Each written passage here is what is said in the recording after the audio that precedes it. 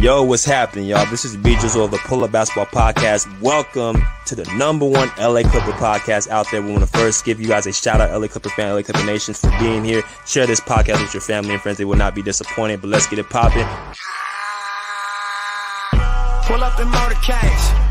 I got a show today. It's all I'm trying to do. Hustle and motivate. Choppers to throw away. Hustle the overweight.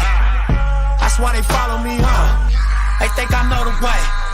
Cause I took control of things. Ballin' the solo way. And if you pattern my trend, I make you my protege. Crossing that soldier race. Niggas don't know them days. Take you in back of the buildings. Make you expose your rage. Take you across the tracks. Make you explode the face. Now you official now. But you got a soul to say. I just been cooking that new. I'm about to drop in the few. Think if I call it the great, the people gon' call it the truth. I ain't really trip on the credit. I just paid all of my dues. I just respected the game. Now my name all in the news. Tripping on all of my moves. Quote me on this, got a lot more to prove. Remember I came in this bitch, fresh out the county with nothing to lose. For nothing, no. Wanna count on you, but I don't do this shit for nothing. No, not at all. You, but my money real, that you do. Oh yeah, so I don't do this shit for nothing.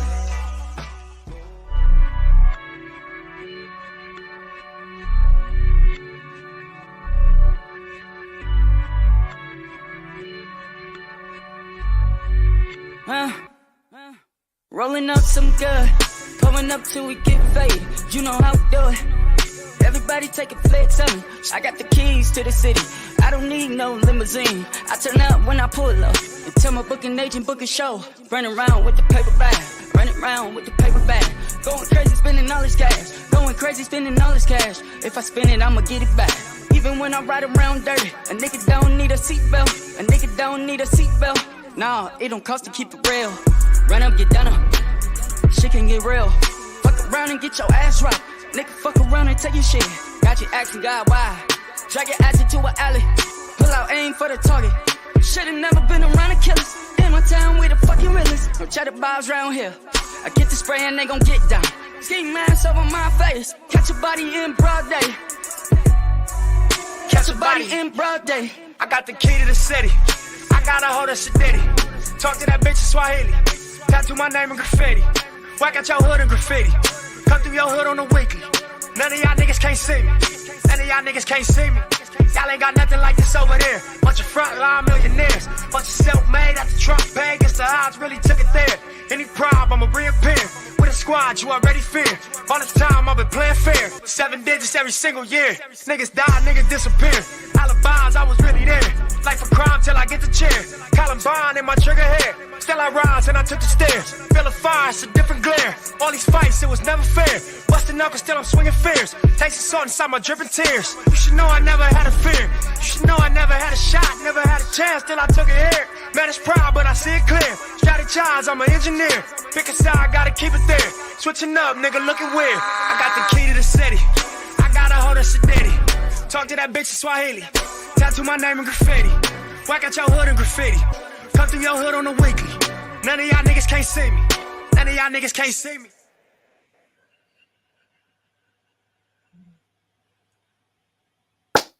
What's good, everybody? Welcome to the Pull-Up Show. I'm your host, BJ Matthews, a.k.a. B Jizzle. Before we get started, follow us on the YouTube page, the Pull-Up Basketball Podcast. Like, share, subscribe. All your YouTube videos, hit that like button. I'll come in here to share, subscribe. Hit that CASHAPP, $ BJ Matthews for all this great content that we drop for you guys on a daily, weekly, monthly basis. If you guys do not know our Cash App, again, it's on the screen, $ BJ Matthews. If you guys enjoy this content, please show your love by sending something through the Cash App, or you guys can go through our super stickers and super comments that are available. You have the option of going through that route. If you do not have a Cash App, if you guys want to show your love and donate to the Pull Up Basketball Podcast, we definitely appreciate y'all and everything that y'all do. You know what I mean? And last but not least, get your membership badges that are available, the LA Clipper badge, the Pull-Up badge, and the interview badge. 3 different options that we have in general. You guys, they're all affordable, you know, different badges, and you guys get a lot of perks with those badges. But last but not least, make sure you just go ahead and smash that like button as y'all come in here and share it with your family and friends. Let's get it popping. Let's get somebody in the comment section. I apologize for being a little bit late. All right, but we back in it, man. Shout out to my girl Mercedes Mayo. She said salute BJ and Rick in the chat. I can't forget, hey, Thomas, if you see this message, yes, ma'am. Appreciate you coming in right now. You know what I'm saying? Go and follow my girl on her YouTube page. You know what I'm saying? She's trying to get to 200. I don't know if she's reached 200 yet, but if she has not, go and follow my girl Mercedes Mayo. Shout out to my boy Thomas for saying you got 2 brownie points with him locked in now. Yes, sir. Kirkland, yo, BJ, I was just saying this to my boy. I'm gonna be on there. Yes, sir. Make sure you get on, my man. Been missing you for quite a few lives. Danny Berry Sports was good with you, my man. Q Rich was good, brother. He says salute BJ and the pull up family. Appreciate you coming in, my boy. All right, so we got 20 people, and let's get these likes up over 20 likes, man.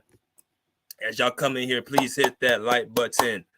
All right, LA Clipper time. Let's go and get into it, man. You don't have too much time, you know what I'm saying? You know, go through it. Let's go and pull up the big screen, the share screen, which you know, so y'all can see what I'm working with.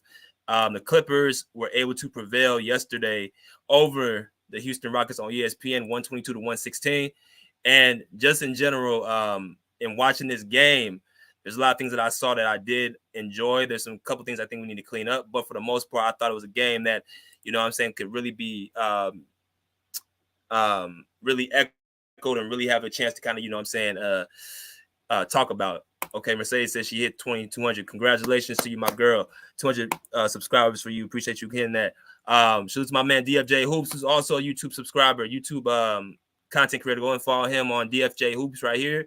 I'm gonna go and put this on the screen. Go and follow my boy Andre76 Bubble for, you know what I'm saying, continuously put up great work. He had a good live last night on the Philadelphia 76ers. That's his team. So make sure you guys, you know what I'm saying, show him some love and go and check him out and subscribe. You will not be disappointed. But let's get into business, man. Let's talk about it. The Clippers were able to prevail last night, 122 to 116. The Clippers moved to 40-21, 19-13 on the road.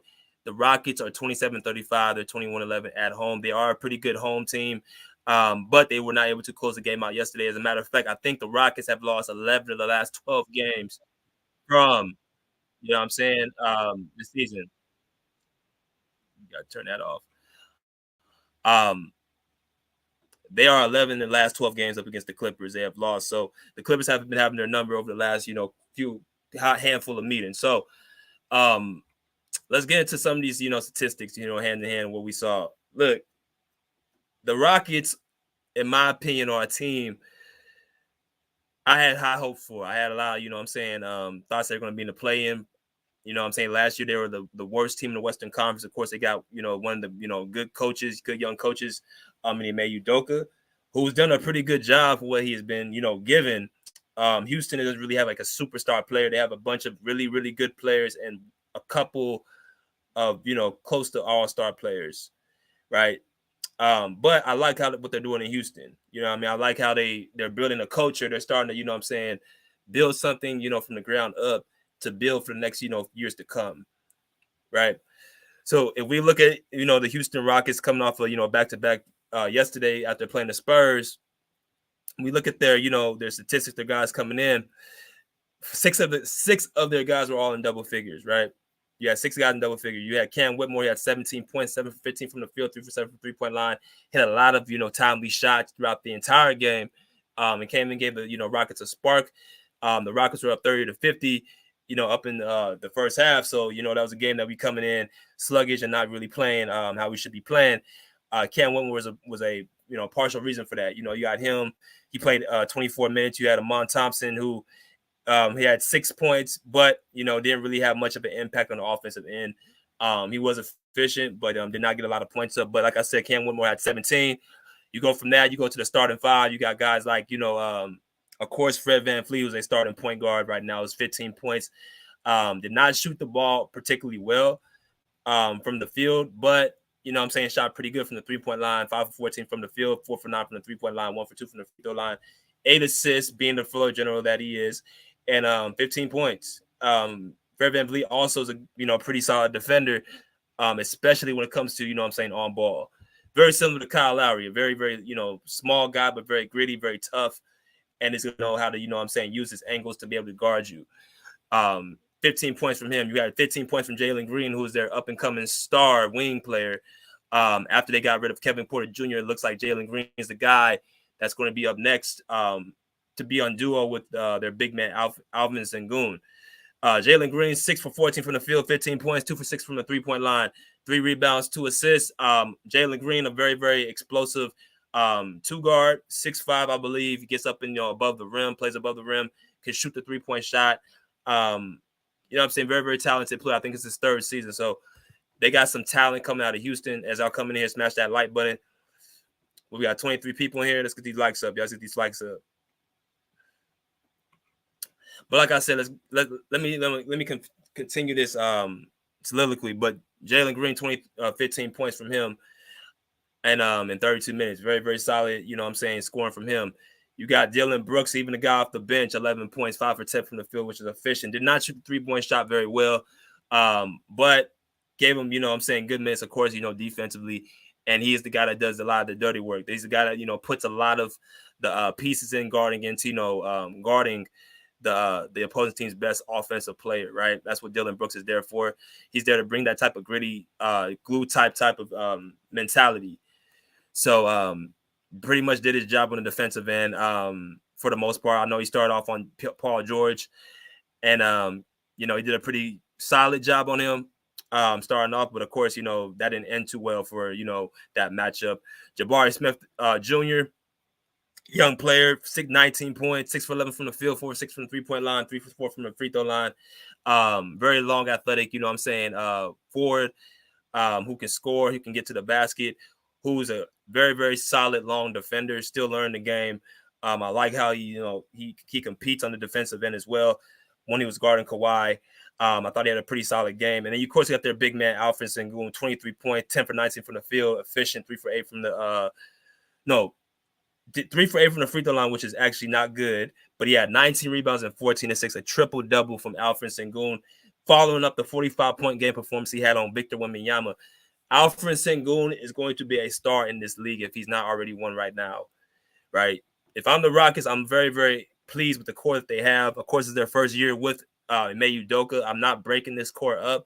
Maybe Jalen Green, if you guys can get like a player who is around his age, who can actually score, who's actually very, very talented, I would, not mind getting off of Jalen Green. But my thing is, like, I think they have a good, good core of how it is. It was Sengun, with Dylan Brooks, with Jabari Smith, with Jalen Green, and then you got Fred VanVleet, who's their scoring, who's their leader, their veteran leader. Sorry, I'm actually get some water, man.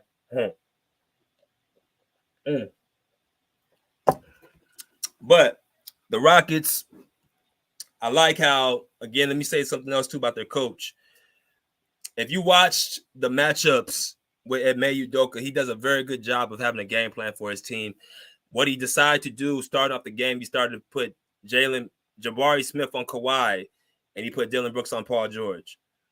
And why I say that's a very, very strategic move is because Jabari Smith is, I think, 6'10", Kawhi is 6'7", right? We know Kawhi, if you want to be able to, guard Kawhi, you got to put length on him, right? If you put somebody who's smaller than him, he's going to bully him. If you put somebody bigger than him, you're going to outquick him. You got to put somebody who's longer than him to the point where, he's going to alter his shot, because Kawhi Leonard does not like to, deal with a lot of length on him. So I thought that was a strategic move from, Ime Udoka. And I think with Dylan Brooks on PG is not the type of player that wants to be too physical with you. And I think Dylan Brooks will be able to match that. So just like a little small, intricate of how, Ime Udoka's coaching is. And I actually like what they're doing over there in Houston, what they're doing with him.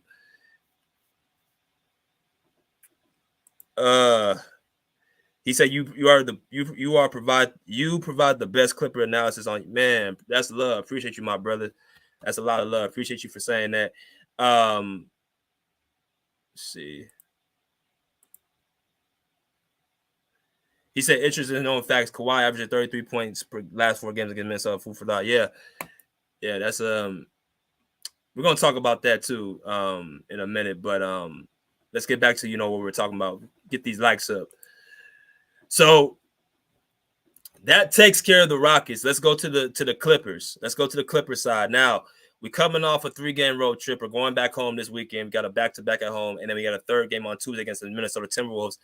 The season started to get more and more interesting this year, right? So if we look at right now with the Houston Rockets, you got 5 guys in double figures. I'm starting to see more things that I didn't see earlier on this season, of course, because of, injuries and stuff like that. Bones Highland's starting to get minutes. He got 10 minutes last night. He's starting to show that, he can still, score the basketball. Of course, him sitting for so long, or any player sitting for so long, they got to somehow get their mark back in the rotation. So I like how Bones Highland, was aggressive looking for his shot. He even looked like he was kind of, competing on defense. So Bones Highland, I think, I'm interested to see how he's going to react down the stretch of these games. Amir Coffey did not get that many. He's got 13 minutes last night. Not too worried about that. Like I said, I think Amir Coffey has earned a spot in this rotation. There's not going to be your night, right? It's not going to be your night every single time. So you're going to have games where you're going to play a lot of minutes. You're going to have some games you're not going to play a lot of minutes. So I think Amir Coffey, down the stretch will be able to, capitalize on that. Tice, 6 points in 9 minutes.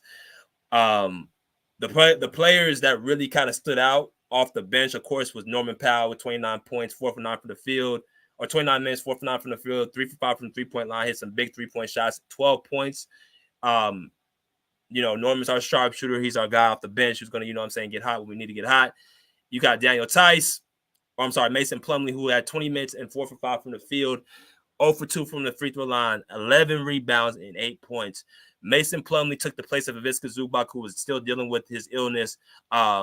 They decided to put Zubac on the bench and start Mason Plumlee in that second half, which I want to give Ty Lue credit for that, because that was the right move to make. So I want to give Ty Lue credit for that. So I want people to understand I'm not all on Ty Lue 100% of the time.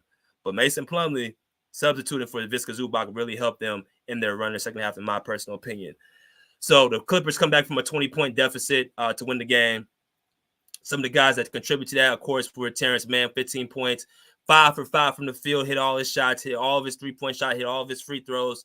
27 minutes, and he got a lot of minutes out of that. Like I said, it's at the point that unless Terrence Mann is making shots, he's not going to be seeing the court the way we want him to see the court. Like I said, I think 25 to 30 minutes a game is reasonable for Terrence Mann. I think he should not be getting no less than 25 minutes. Based off of the matchups he has to deal with, the guards that we have to play up against. Terrence Mann should be assigned to all the small guards on the opposing teams. He was guarding Fred VanVleet a lot last night, right? And Fred VanVleet had a very, very inefficient game. So I like to see Terrence Mann on the court those amount of minutes, and I like to see him score and hit his shots, right? So you've got 44 people. Let's get these likes up.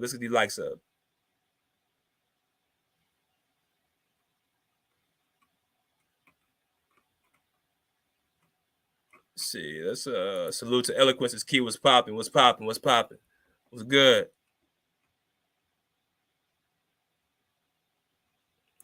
Corey Gear 5 said, mark my words, Bones gonna have at least one big game in the playoffs. Yeah, it's very possible. Very possible. We need to see what happens with Russ. How long he's gonna be out for. But I could see Bones having a very, very explosive game. See, at this point, if I'm Coach Lue, I'm looking to down the stretch of the season, probably like the last 2-3 games, depending who we play and depending if we got our seat locked in, go ahead and put these guys on the court that you want big minutes and actually give them opportunity to really continuously stay fresh for the playoffs if you need them. Because what you don't want is guys sitting on the bench and getting cold and not being in rotation, not feeling involved to the point where you need them in the playoffs. You're back to square one trying to get them implemented. You don't want to, since Bones is playing consistently, he's going to be better and better. And when he gets home, and we get a chance to see him at the home court, you're going to see Bones actually, I think, in my opinion, have some big games. But yeah, in the playoffs, that's not too far-fetched to say that he won't have a big game in the playoffs. All right. So now let's talk about our big three. You got Harden, PG, and Kawhi, all guys off the big three. Harden returned back home to Houston last night, 39 minutes. He had 6 for 13 from the field. Was very, very hot in the first quarter. I think he made 8 points in the first quarter. Was leading the entire team in scoring. Came with a vengeance, 6 for 13. Did not shoot the three ball very well, but did get opportunities to score, creating separation. He hit all of his free throws, getting to the line, scoring seven assists, 5 rebounds. We already know what he's going to do with that. 21 points. Look, very, very efficient, very, very all-around good game for Harden. Not a great game, but very, very all-around efficient game. But we didn't really need that because we had so much help from our two big guns, our guys. PG was 7 for 15 from the field, 4 for 9 from the three-point line, 3 for 3 from the free throw line, hit 3 big free throws in the fourth quarter to, extend the lead. Hit dagger 3-point shots, got a huge offensive rebound, and took it out and actually drove to Alfred Sengun's chest and looked for the basket and got fouled. I thought that was a very, very big play. He was making very, very big plays on the defensive end as well. He's guarding Alfred Sengun on the other end, which is their best player. And that's another thing. PG's been our best two-way player, right, since the trip started against Minnesota. He played both ways against Minnesota, even though he had an off game. He played in Milwaukee. Really, there's nobody that really stopped anybody. I think Kawhi guard Dame, but there's nobody that there's defense didn't show out. But yesterday I saw play after play where PG's defense was very, very noticeable. So I think his defense has been the best on this road trip so far. And of course, him hitting big shots does not hurt as well. So shout out to PG for that. 39 minutes for Kawhi, 11 for 18 from the field, 1 for 4 from the three-point line, 5 free throws, 7 assists, and 6 rebounds, 28 points. Big Kawhi, coming down big in the stretch and drawing fouls, hitting timely shots, just doing what we know what the stars do, what they get paid to do, right? Now, in saying all that, I know a lot of people are still I think a lot of people are still kind of just a little bit, frustrated with seeing with the Clippers. They always seems to, make the games harder than they need to be. And something I kind of looked at something last night after watching the Rockets. The Rockets are not a playing team right now. They play hard and they actually play very, very well at home. Like I said, they're 22-11 after last night's loss. And I wanted to take a step back, and I'm like, the Clippers, we know they're a championship caliber team. They're not a team that is really focused too much on the regular season. They're focused more on the postseason. And, that factors into, in my personal opinion, why they continuously, have these close games against, not if they're just not only just good teams, but they're also, mediocre subpar teams. I mean, if we look at their schedule right now, I'm going to go and put up their schedule, right? Let me pull up their schedule so y'all can kind of see what I'm talking about. All right, so if you look at the Clippers schedule, right, we just finished off the Rockets. We got 1, 2, 3, 4, 5, 6, 7, 8, 9, 10, 11, right, 12, 13, 14, 15, 16, 17, 18, 19, 20. 21 games left in the regular season. We got 21 games left, right? It doesn't even feel like 21 games is left because, the season has went by so fast. It feels like yesterday I was just walking in the first time in my office, the Clippers office, my first time being there. So the season just went like that, right? Understand we are in an 82-game season, right? Explaining how players, feel about the regular season. It's like you have an 82-game schedule, right? A routine over and over and over. You get up. If you're at home, you get up, get a chance to, be at your own crib, be at your own house, apartment, whatever you may have, wherever you live at, go to the facility. You probably, go there, eat breakfast, whatever the case may be. You have shoot around, you have practice. I'm talking about a game day. That's for about an hour, whatever. Then you get a chance to leave, go home, do what you want to do, chill, take a nap, hang with the family, whatever the case may be. Get a chance to do that. Then you leave from the house, go into the game, get ready for the game. Go to the arena, go through your pregame routine, whatever it may call you. Get your treatment if you need treatment on your body. You get a chance, watch film, whatever the case may be. Get a workout, get a little light workout in the weight room before the game starts. whatever the routine may be, the players are following that every single time they go to a home game. Now on the road, vice versa that, let's say you have a back-to-back or you on the road for about a week.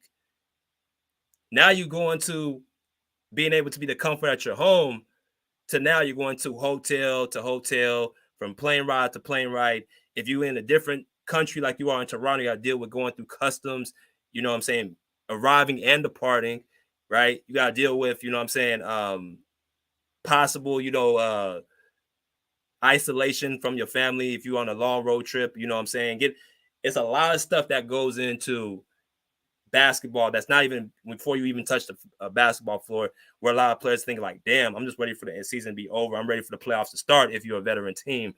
And that's why I think goes in with the Clippers, right? Because you got to look at it. You got 3 guys on the team. Let me go and take this off for y'all real quick. You got 3 guys on the team that are, in their prime, or 4 guys who are in their 30s who's already been able to, accomplish a lot in this NBA. They've won individual awards. They've won MVPs. They've won finals MVPs. They've won championships. They've won all NBA teams, all defensive teams, all stars. They've done everything that you asked them to do in this league. Well respected throughout the entire NBA, right? You see 4 guys on the screen. That is Russell Westbrook, James Harden, Paul George, and Kawhi Leonard. They have accomplished everything you could ask for in this NBA. As y'all come in here, smash that like button. All right, smash that like button. Y'all come in here. These 4 gentlemen have accomplished everything that you could ask for in this NBA, except one thing, that's a championship, which is why they've all came together and joined forces to try to accomplish something very big in their hometown of Los Angeles, California, right? So what I'm saying is, when people ask questions of, damn, why the Clippers continuously have, these late game, close games and have to, have it come down to the wire, and why does it look like one game they look great, the next game they look, not so great. And I should have said this, a long time ago and explained it to a lot of people. When you talk about a team who is destined to be competitive in the playoffs, you talk about a team where a lot of people, the media pundits, the fans, the sports personalities, they all talk about this team as championship or bust. Understand that's what they're looking at. They're looking at a team that nothing matters nothing else in the playoffs. Nothing else matters but the playoffs.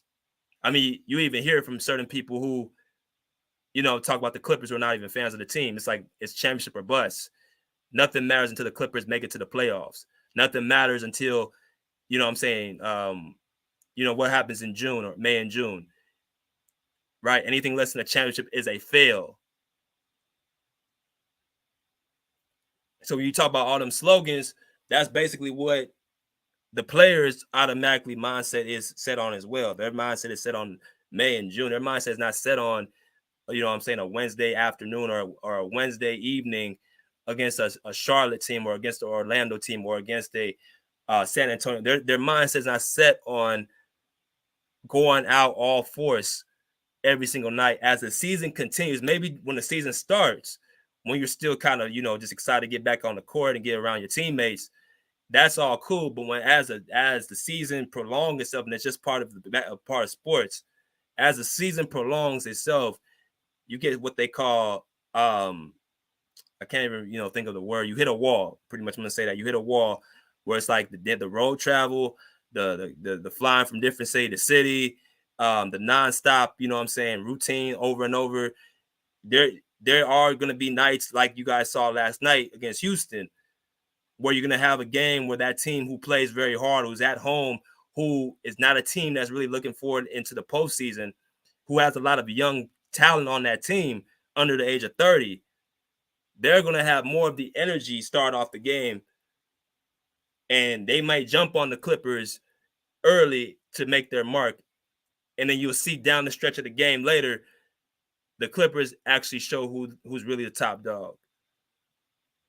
So that kind of explains why we keep seeing what we keep seeing from certain nights of these two. Like, because you're not going to have it every single. I know people think of it like the Clippers need to be doing this every night. We need to, put these guys away every single night.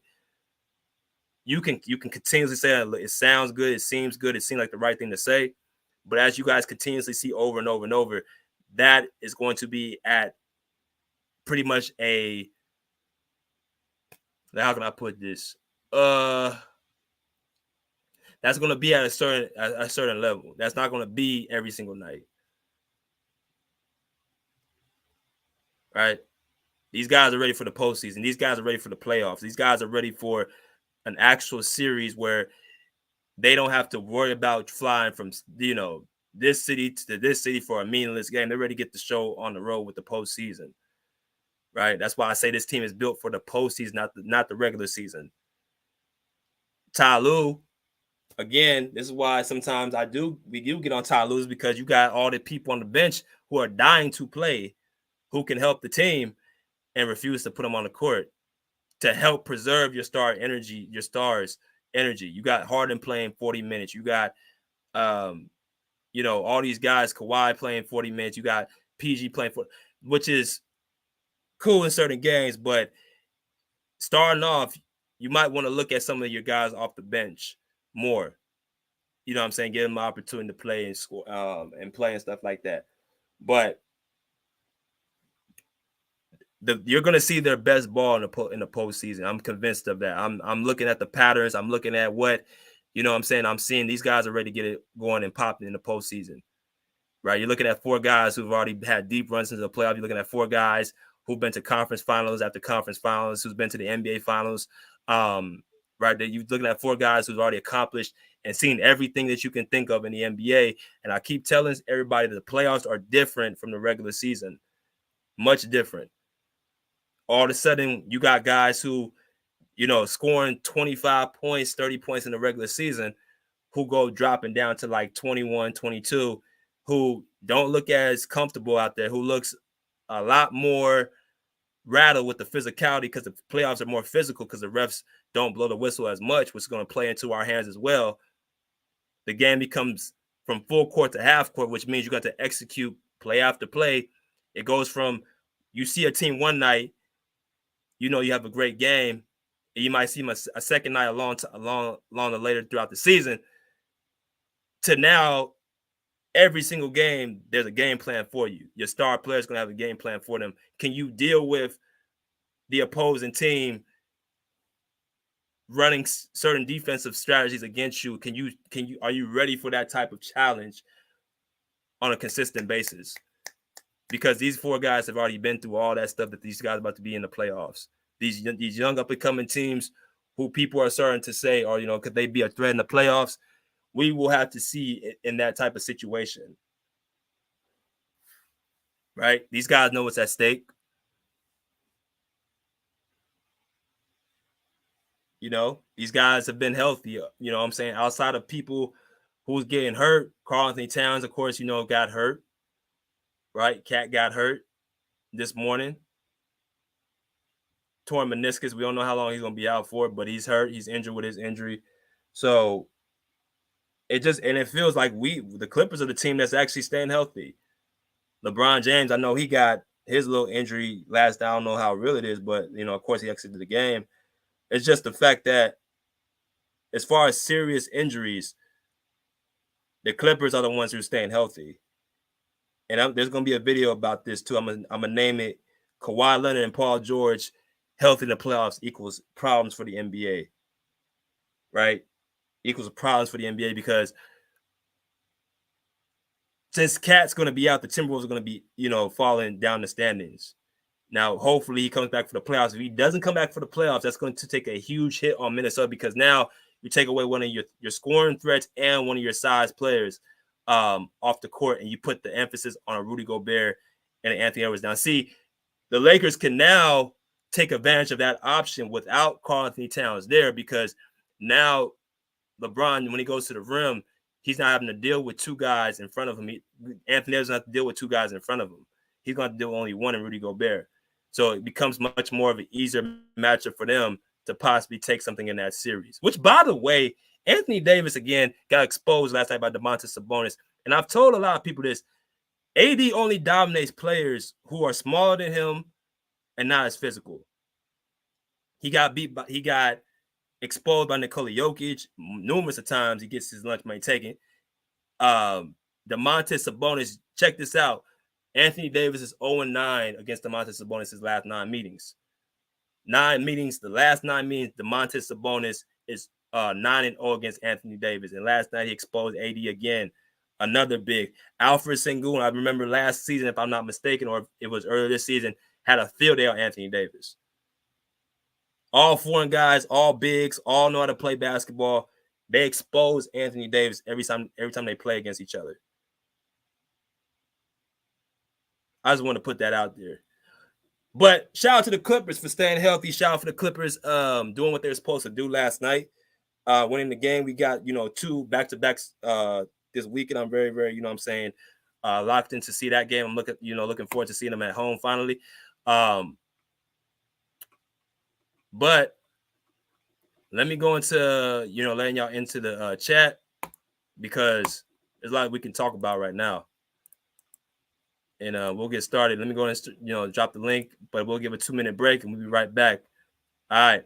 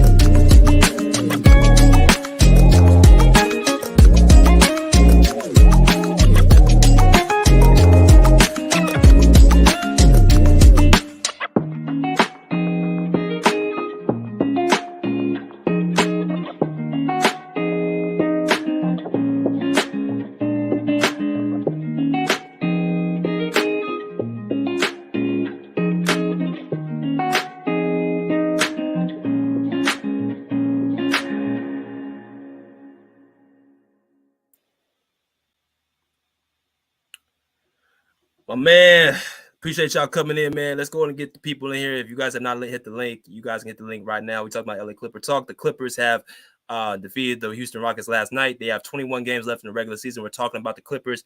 Are they ready for the postseason at this point in time? Let me hear from my boy Q Rich. What's good, Q? Yeah, what up, BJ? What up, everybody in the chat? What's up, y'all? I went to the game yesterday, BJ, to watch the Houston Rockets versus the Clippers. Word. It was a good game.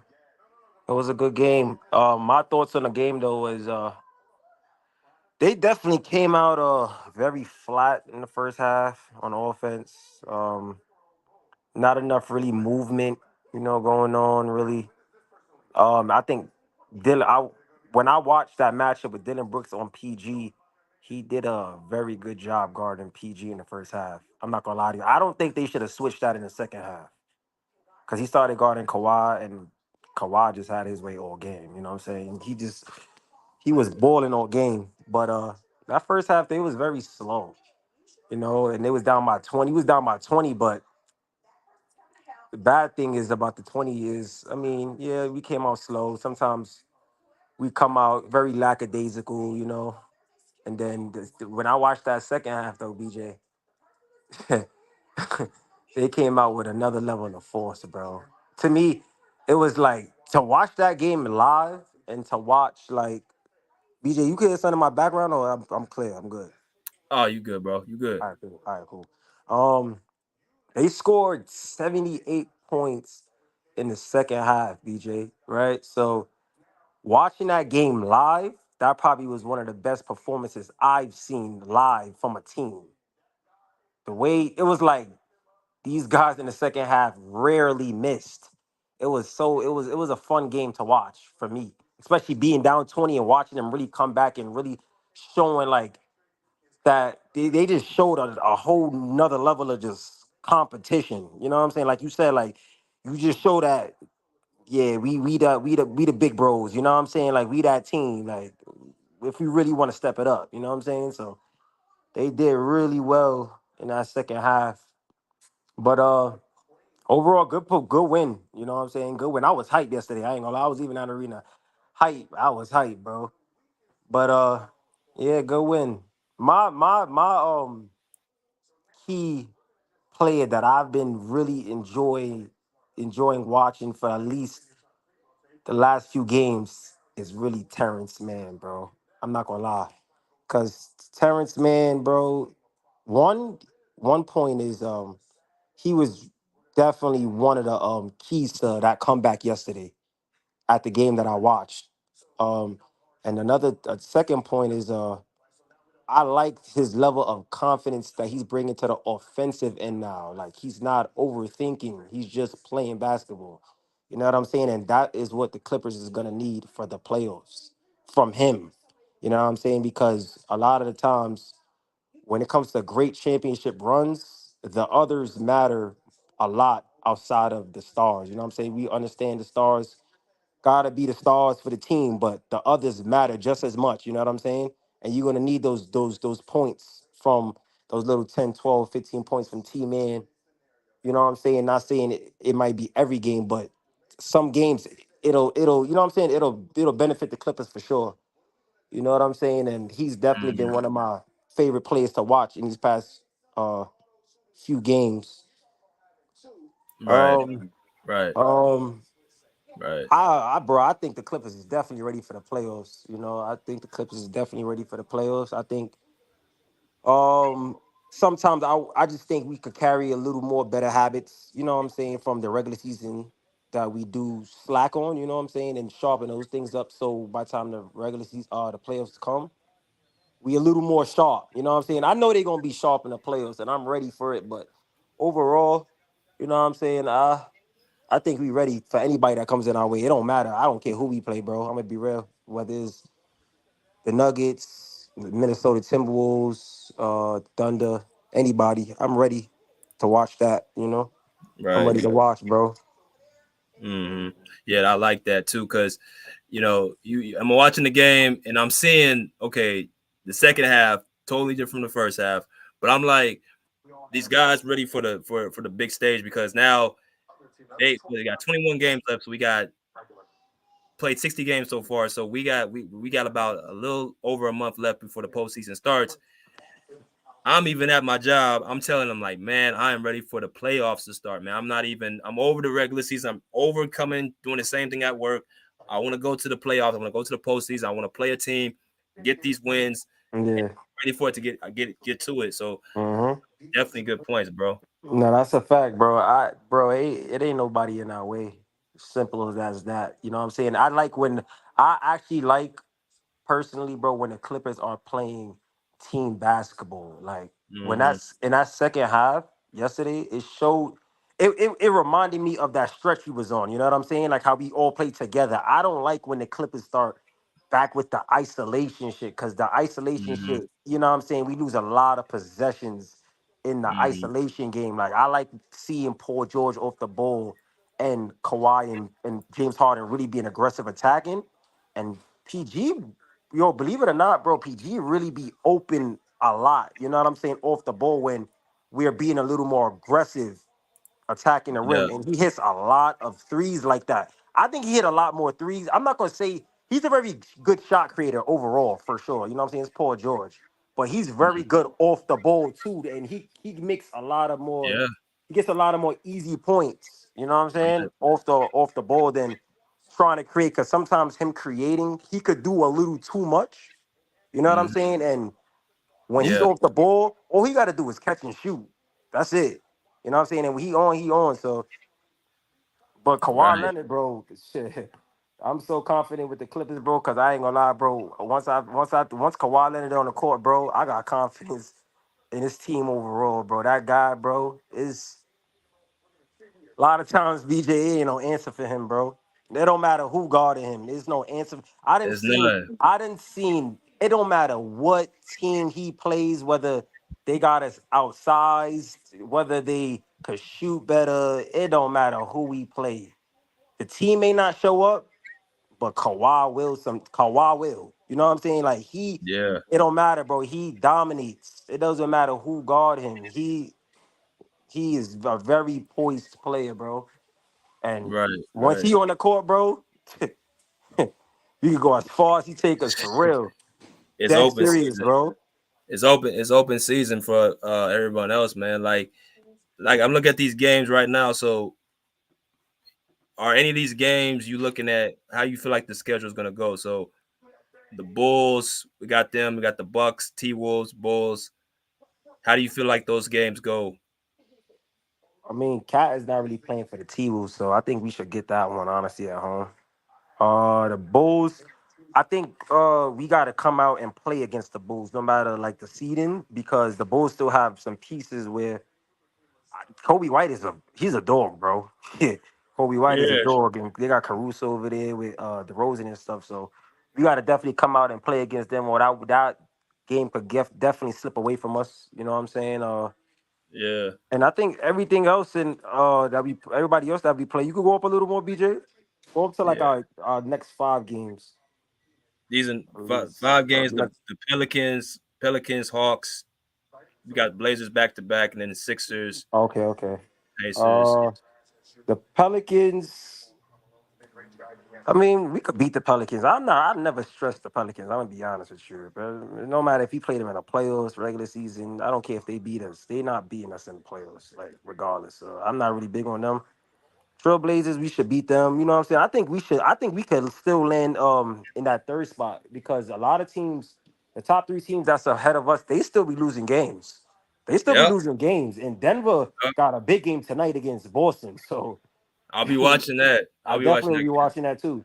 That's a big game tonight. That's a big game That's tonight for huge. Denver. So I mean, I think we could still get a top three seed. You know what I'm saying? Whether it's the first, second, or third, it don't matter.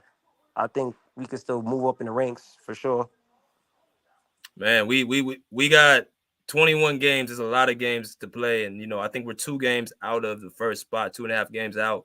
Yeah. Minnesota losing Cat, they're gonna drop, and I think Denver's gonna be dropping games. Not so sure about OKC dropping. I think they're gonna continuously stay in that top 2, top 3 little range. But those 2 other teams, they're gonna drop some games for sure. We just have to capitalize off of that. But how do you feel about me saying like the Clippers are just ready for the postseason? They're ready, get the postseason started.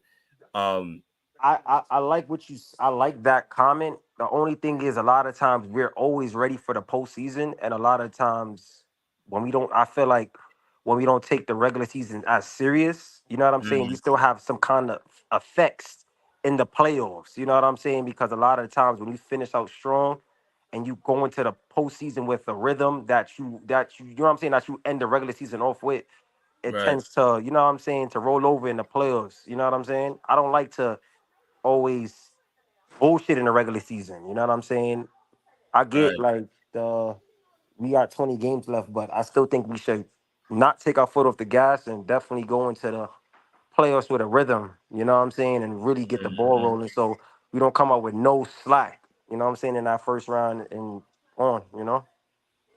right. No, I get you, man. I think we, even though I know we kind of worried, like ready for the postseason to start, but we still are in a position we got to, be able to move up in the standing. So take care of business now, so we can kind of have a couple games during the stretch of the season where we kind of rest them, and that's one thing we've been missing too the last 2-3 seasons. We ain't been able to really rest our guys because we're constantly fighting for position where we need to be Right, at. This could be right. the first year we can actually rest PG, rest Kawhi, rest Harden, rest these guys, and let the young guys play because we already locked into a top 3 seed.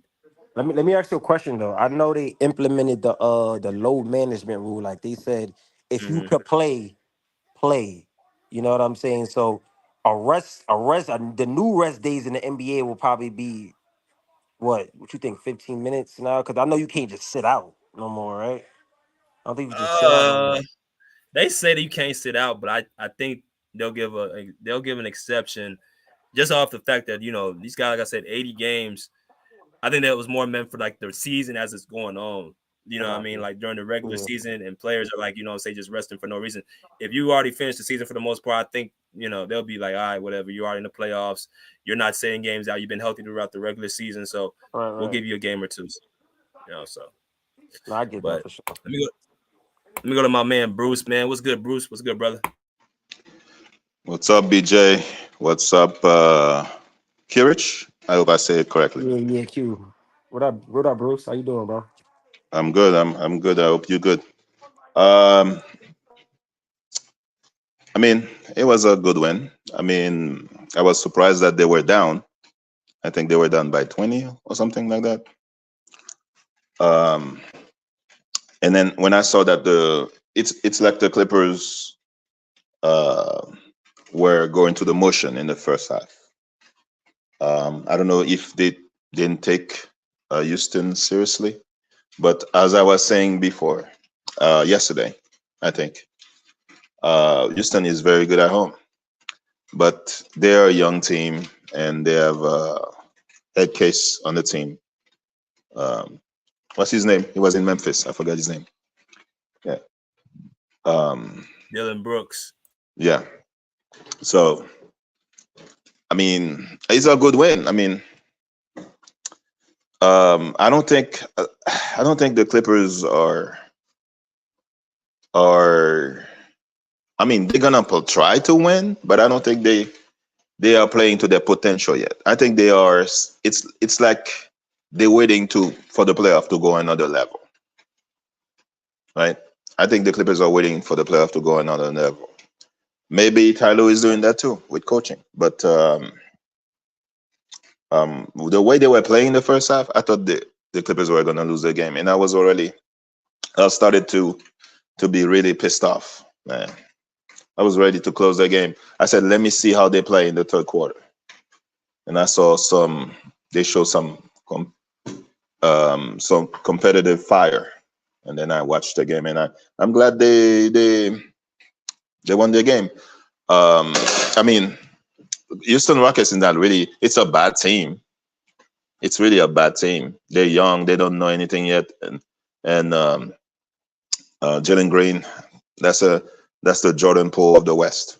So um, that was a good win, and let's keep on moving. And I'm sorry what happened to Carl Anthony Towns. I was shocked. So hey, if I hope they keep on winning Timberwolves because they could be in the play-in. So if they keep on losing, I think there's a lot of games left, and other teams are playing better now. So let's see what Bruce, happens. Bruce, let me ask you a question. With the Rockets, you said they're a bad team. I They're good you at home, what you think? but they're a bad team. Like They're young. even with the I pieces that don't that like they Jalen have, Green. you don't like Go Jalen ahead. Green? No, Even with the pieces that they have, like you don't think they could put it together, like just to win a little more games, like probably in the future. I mean, yeah, they could be win like 5 more games next year. I don't know. What about Kevin Porter Jr.? Like, do you think his presence Kevin is Porter missing? Jr. He's not on the team. No, I'm He saying was like, do you traded. think him being missing from that team? Do you think like it I mean, hurt them? he's all right. They would win like 2 more games with him. Two I more don't know. games. I mean, Kevin Porter Jr. and Dylan Brooks on the team. Man, come on, man. You want two head case on the team?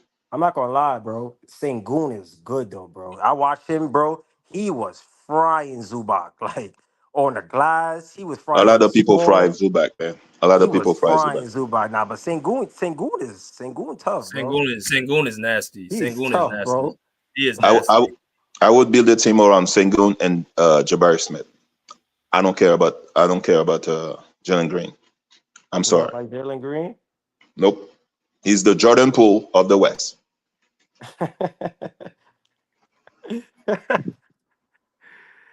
I Hey, what mean, I'm saying to you now, I say it privately. You can ask BJ. you don't like Jalen Bruce, he Green? used to Jalen live. Green is Bruce tough used to live though. in Houston. Yeah, Bruce used to live in Houston too. He used to, Yes, he, I watch a lot of Houston. I watch a lot of Houston game, and I used to see. I went to a game I went to a game and I saw Jalen Green and Kevin Porter. I mean, they have a lot of talent, but Yeah. Jalen Green wants to be a model. With the stuff he's doing off the court, man. Come on, man. Come on, man. A lot of fans at the game yesterday was saying they don't like his shot selections. Like he just is not really well with the Reminds shots you that he reminds you of takes. who? Reminds me of who? I mean, Jordan Poole. but yo, if you notice though, I'm gonna be honest, bro. After that All-Star break and they bench Jordan Poole, I think Jordan Poole is just a bench player, bro. He's really good off the bench. He's not a starting player that you can rely on to take your team far. You know what I'm saying? I think he's really a bench player. He Jordan really Poole is. is Jordan Poole is a player you add on a already veteran championship team. I think so too. He You is. cannot he cannot be in a young team. Like if he He goes can't. to like Phoenix, he will thrive, man. He will thrive in Phoenix. Yeah. If he goes to, he will not do well in Minnesota, right? Because they're young and they haven't had any success yet. So he needs to go to he was excelling in Golden State because he was not the main guy, right? And he had a lot of he didn't get the defense he got when he was trying to be the man in DC. But Bruce, look at this too right here. Like you said, a veteran team. Imagine uh Jordan Poole coming off the bench for the Nuggets. That'll be crazy. I ain't gonna lie. That'll be I a don't little weird. Jordan Poole. I don't think Jordan Poole is gonna mesh with Michael Malone. You don't think so? Michael Malone is too old school. I mean, but they don't really have nobody off the bench that's really very aggressive or assertive with what they're looking for. Jordan Poole could still give you, 15, a little 20 from time to time off the bench. You know what I'm saying? Depending on how he He feeling the can, game. but I don't think he can play for Michael Malone, man. He's too old school. He's like his father. His father used to coach for the Pistons. Yeah. He was on the Bad Boys, whatever, coaching stuff. Um, Michael Malone is old school. I mean, he tried to be but he doesn't need a coach. Okay, like Steve Kerr is progressive. It's a progressive coach, Uh-huh. right? Michael Malone is like old style. I mean, you could be right in Denver, but I don't know. He would just be really good on a team. I think like that needs a bench for sure. Like I think Boston, yeah. No, Boston, no, they already Boston, shooting yeah. threes. Oh man, a Yeah. lot of I mean bricks. he Come on, man. yeah. But overall, he has been doing better. Definitely after the All-Star break coming off the bench. I don't know why you guys love Jalen Green. I don't see nothing, man. I'm sorry. I mean, No He Green, having a IQ. hard Green has time a lot though. of talent. He has a lot of it. Like his explosion is crazy. He has a lot of explosion, a lot of talent. He just don't know how to play. That's really all it is with him. He's still learning how to play basketball. Yeah, That's my problem with him. he had a very bad turnover in the fourth quarter yesterday when Kawhi stripped it. He just lost the Mm-hmm. ball. That was very bad. That was very bad. That was very bad. Mm-hmm. I'll That's I'll take bad. I'll take coffee. I'm not a big coffee fan. I'll take coffee over Jalen Green. I'm sorry. I'll take Nah, coffee nah, over Jalen Green. Bruce. Bruce, that's All right. kind of no. All right. Coffee is good, but I'm not gonna lie, Bruce. That was kind of OD, bro. All right. Jalen Green, that's kind of All right. crazy, Bruce. All right. Me, I'm looking for basketball players. He has a lot of talent, like you guys just said. He has a lot of talent, but he doesn't know how to play basketball. He's more talented than Coffee. But I'd rather have Coffee because he wants it. But I Jalen think Green, I don't know. I think where Coffee's at now, bro, Coffee's way more experienced where he's at now in the league. Jalen Green still has a lot of development. How long? You know what I'm saying? Wait. How To long go. is Jalen Green has been in the league? This was his third year, I think. Third or fourth year? Third Like year. his third year. You know what I'm saying? I think by his 6th year, 7th year, he's gonna be way more polished. He's gonna be way more polished, bro. Coffee probably been in the league, 7 years? Yeah, 7th You know what I'm year. saying? All That right. guy's still averaging 20 points? Jalen Green averaging like 20 points, I think. All right. He'll be playing in Europe soon. So go ahead. What's good, Kirk? What's going on, chat? What's going on, y'all? Hey, I did man. hear about that Carl Anthony Cat news. That is, I ain't gonna lie. I mean, I started to like the Timberwolves a little bit, just off playing style. I'm not saying they was gonna win, but Timberwolves were actually like a little bit of a threat. But if Cat's out, then they're definitely not doing nothing. But Bruce, they're not gonna hit the play-in. That's crazy. Like That's actually wild that you said that, bro. They actually play defense over there. They're gonna be fine. They're gonna be fine. And who play defense? the Timberwolves, bro. Why would you say they're gonna hit the play-in? What the heck, Bruce? All right, Bruce. When did I say Timberwolves don't play defense? No, you said Timberwolves. I hope they don't hit the play-in. You said I hope the Timberwolves don't hit the play-in because Cat's injured. I'm like, wait, what? Why would they? That's not what I said. I said you just say that. I said with Cat injury, Timberwolves could fall in the play-in. That's what I said. I didn't say they're gonna go to the play-in because other teams are playing better too. I don't. How many games? How many games? Have you seen the Timberwolves schedule? Nah, they have a hard schedule. Yes. I didn't see their schedule. Oh, I didn't see that. Oh, well, you might be. I gotta look at their schedule. I don't think they're gonna fall into the play, and I think they still will be okay. I think they're a good regular season team though, so that's why I don't think they're gonna fall into the regular. I don't think they're going to, but they're gonna miss him though. I'm not saying that Well, I mean, but they still might be good though. I mean, they play defense over there. Like they're actually a legit team over there. But Cat was definitely a lot of the scoring. He put up a lot of the scoring too, though. He did. No, it's a big piece. But I see what y'all mean, though. Y'all might be right. We gotta see. They're playing the Pacers tonight. I think they could lose that. They're playing the Cavs. I think they can lose that. They're playing the Lakers. I think they can lose that. They're playing the Clippers. I think they can lose that. The Jazz are bad. They're playing the Jazz back to back. I think they can lose those games too. So, and they're playing the Nuggets. Lose all those games is crazy though. But I know what you mean though. Like without Cat, it's definitely different. But I will say this: Anthony Edwards has the green light, so he has the green light now. He has the ultimate green light. So we're gonna see what he can do by himself, just like what Shea's doing in OKC. That's why that's why I think Shea's better than Anthony. Oh, here we go again with the Shea. Where was Shea? Didn't he play against the Lakers? They did lose against Lakers. Matchup good against them. But then again, I remember Shea beating LeBron when he had number one in scoring too. So it's a love and hate relationship. Not love and hate relationship. The OKC and Lakers go back and forth, but right now the Lakers are beating them. I took note with the Shea love, man. You have man, I'll wait for the playoff. I cannot wait. I think the Shea standard is very high on people, bro. I'm looking for it too because I want to see them 30 points every game too. I never said Shea. Well, man, I ain't gonna lie to you, but Shea's legit though. I think we all know that. I'm not saying Shea's the best player in the league. I never legit as what? As a great player or a good player? He's a good borderline. He's a borderline great player. Not saying he's great because this is his second year doing it. It's too early to say that Shea is great, but what he's doing right now is great for the regular season. So we'll see what he does in the playoffs. But I'll talk about the Clippers right now. We ain't gonna talk about Shea right now. But yeah, but But yeah, bro, BJ, I've been saying that shit, bro. I know you've been saying that too, but Clippers, they're definitely built for the playoffs.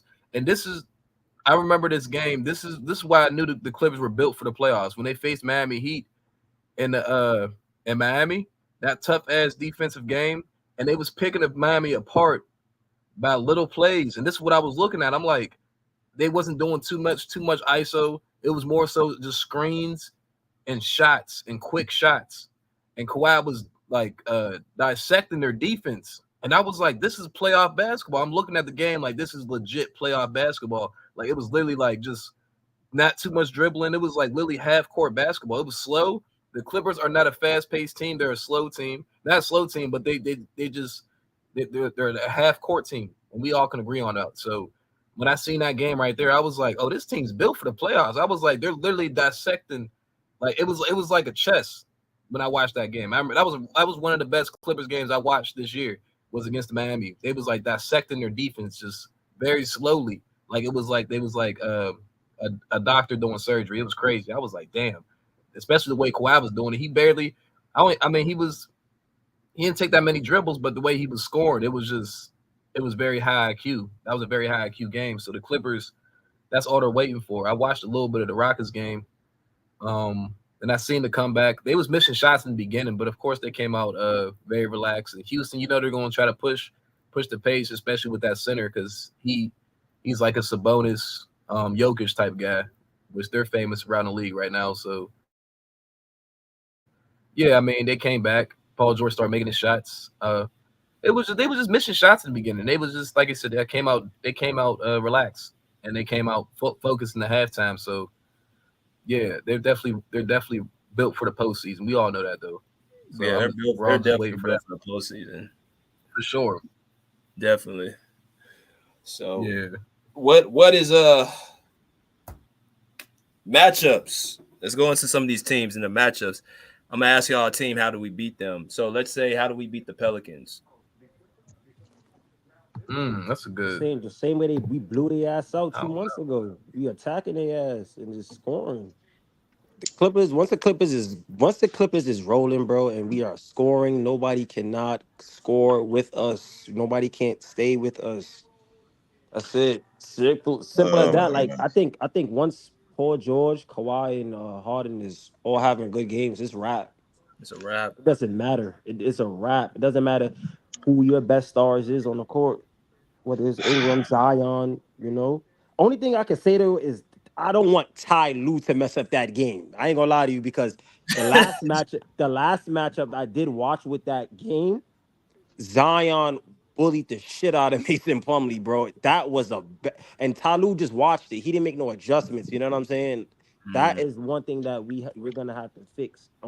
I think Zion is we got to shut down Zion. I'm not really worried about Ingram and McCollum in that. I think it's Zion Williamson we have to shut down to beat the Timberwolves. And once we shut him down, it's wrap. I totally agree. With who? You right about that.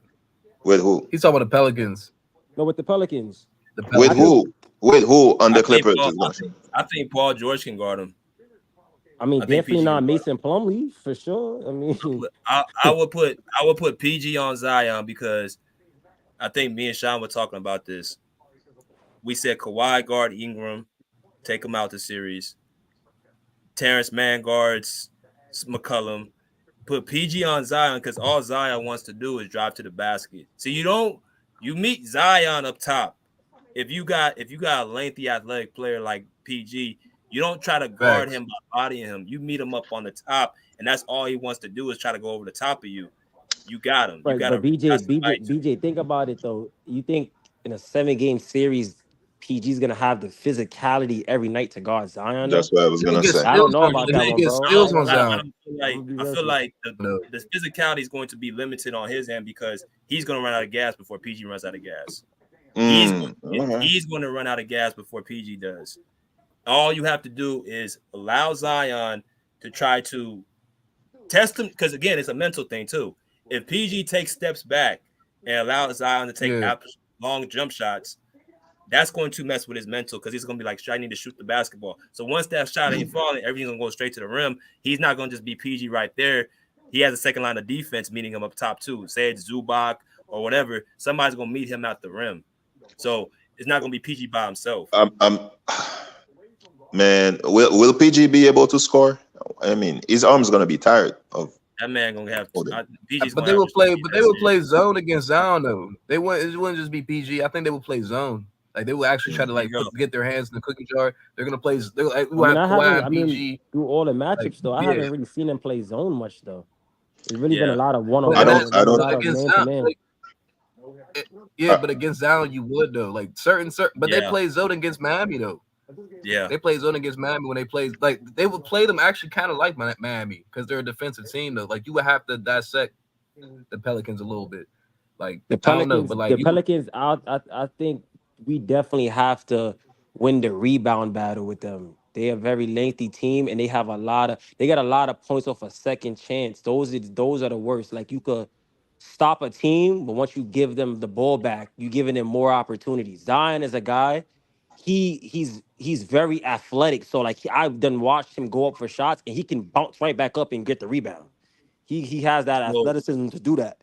so that's the And only you meet yeah. somebody with another athletic that's player to true. deal with him.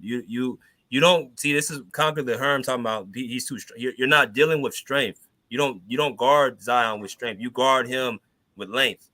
You guard him with athleticism, right? So Facts. you have to Harden's too. He's not athletic to deal with Zion's athleticism. Kawhi don't want to have to deal At with all. Zion's athleticism.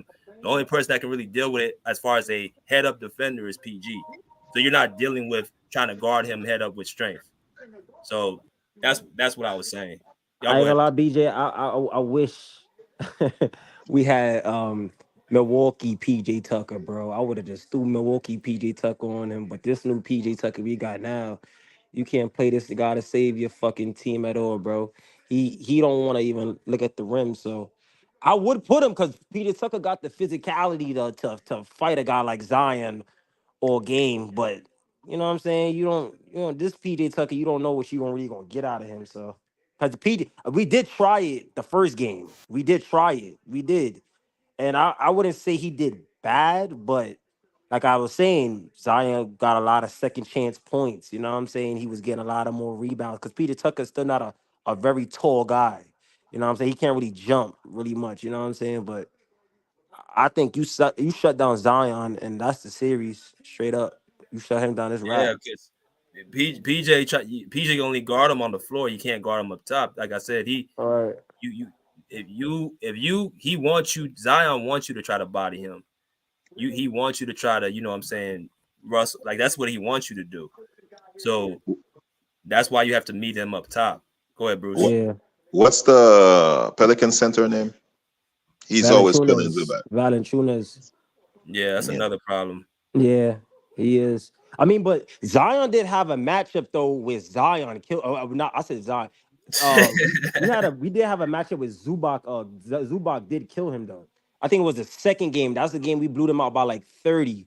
Zubac killed him. Zubac had his way with him. I'm not gonna lie to you. But Zubac was playing a little more aggressive. He was hitting a lot of more floaters. He was catching a lot of lobs. But that matchup after that, I didn't know. I don't know. You know what I'm saying? I think he got injured. I think he was injured or something like that. He played like the first quarter and then he left. But Zubac did have his calling card on him one of these games. He did. I think that's a fair matchup, honestly. Right. Shit. What about how do we beat Denver? Do not double team Jokic. Do not double team Jokic. Zubac has to step up Yeah. and put his big pants on. And when the Clippers finally beat Denver, Zubac stepped up, grab rebounds, rebounds. Yeah. Okay, don't overreact. That's what Jokic wants you to do.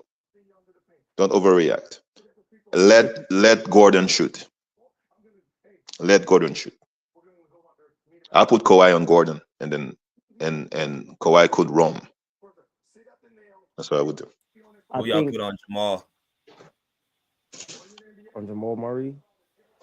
I mean, Terrence Mann. I mean, you know that. There you go. Terrence Mann. There you go. I think to beat Denver for sure, you gotta take guys like Michael Porter Jr. out the game. You gotta take Caldwell Pope out the game. You gotta take Jamal Murray out the game. You're not gonna take Jokic out the game, no matter how you see it. It does not matter. He's Michael going Porter to Jr. have is his gonna way. take himself out of the game. I don't care about him. And I'm but you see scared the of thing is Bruce KCP too. more than Michael Porter Jr. I'm sorry. Those I'll let Michael Porter Jr. wide open. I'm sorry. Nah, Bruce, you can't, Bruce. Those All right. little things you gonna take for granted. He is some games where Michael Porter Jr. He can give you some threes, bro. Him, KCP, and Jamal Murray. I think you take I'm them out scared the of more of game, KCP you than win. Michael Porter Jr. KCP, Yes. KCP. But what I like KCP. But KCP is one of those shooters that you have to set him up. Michael Porter Jr. is one of those threes Just where like he Michael Porter Jr. no no too. no no no no no no no. I don't think that's true. Michael All Porter right. Jr. has the length to shoot over you, bro. He's 6'10". It's Isn't that very set hard to up? block Isn't your that a shot, setup? bro. Isn't It's that very a hard to block setup? your shot. Who's that? Okay. You said you had to set him up. Michael Porter Jr. just sit in the corner and shoot. But you set it up. Isn't that the same thing? No, no, Bruce. Is a difference All right. between is no Bruce. There's a difference between a guy sitting in the corner, letting the offense run, and you catching the ball and shooting. Michael Porter Jr. has sets, bro, where he's running and you might could be guarding him, bro, and he might not see you depending on the player because he's 6'10". You know what I'm saying? He's a 6'10" knockdown shooter. So, like, I even heard him say it. Like, sometimes people will tell him those is bad shots he's taking, but he said out his own mouth, like, I want him to keep shooting. no, Sorry. but he said out his own mouth like sometimes he doesn't even see the player. He's that tall. You know what I'm saying? So All he right. could he could make some shots that KCP can't. In You a trust him sense, more than Michael Malone. would you say you trust him more? Would you say? You trust Michael Porter Jr. more than Michael Malone. I mean, All right. you gotta trust the coach more for sure. You But didn't hear what I said? I said you trust Michael Porter Jr. more than Michael Malone trusts MPJ. dude, say that one question one more time. I'm not understanding it a little. What I'm saying is Uh-huh. Michael Malone doesn't trust Michael Porter Jr. You do you really think that?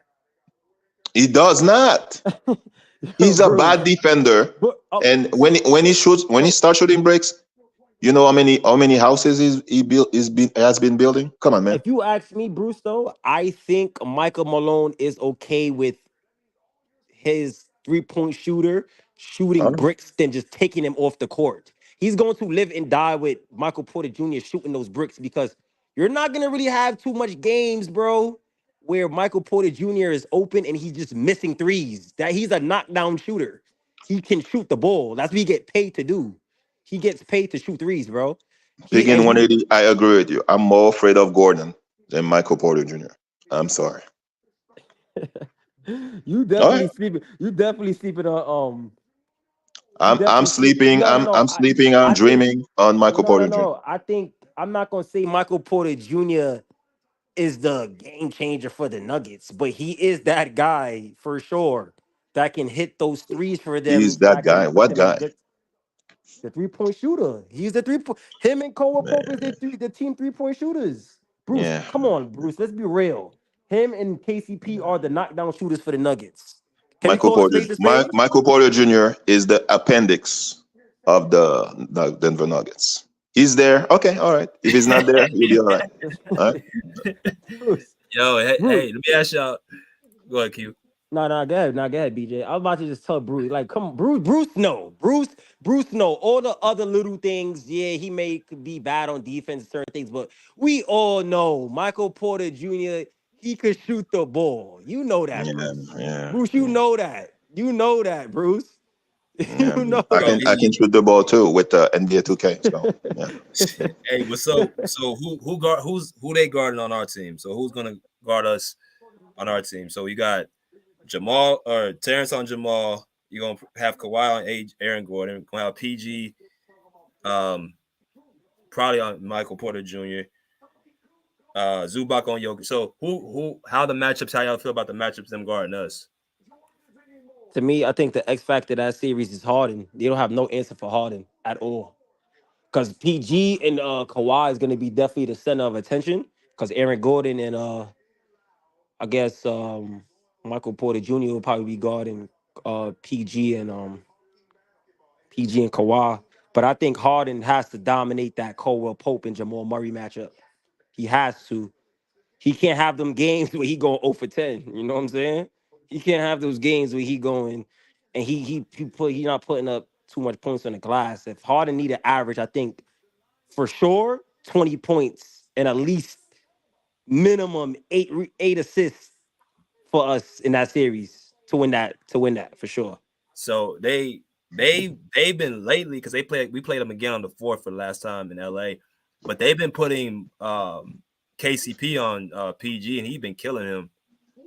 So I don't know, is he gonna put him on Harden or are they gonna put him on PG like they've been doing? That's where it's kind of like we got 3 options in PG, Harden, and Kawhi that's gonna go off no matter how you slice it. So what you think Mike Malone's you gonna put their second defender on PG or you gonna put your second defender on Harden?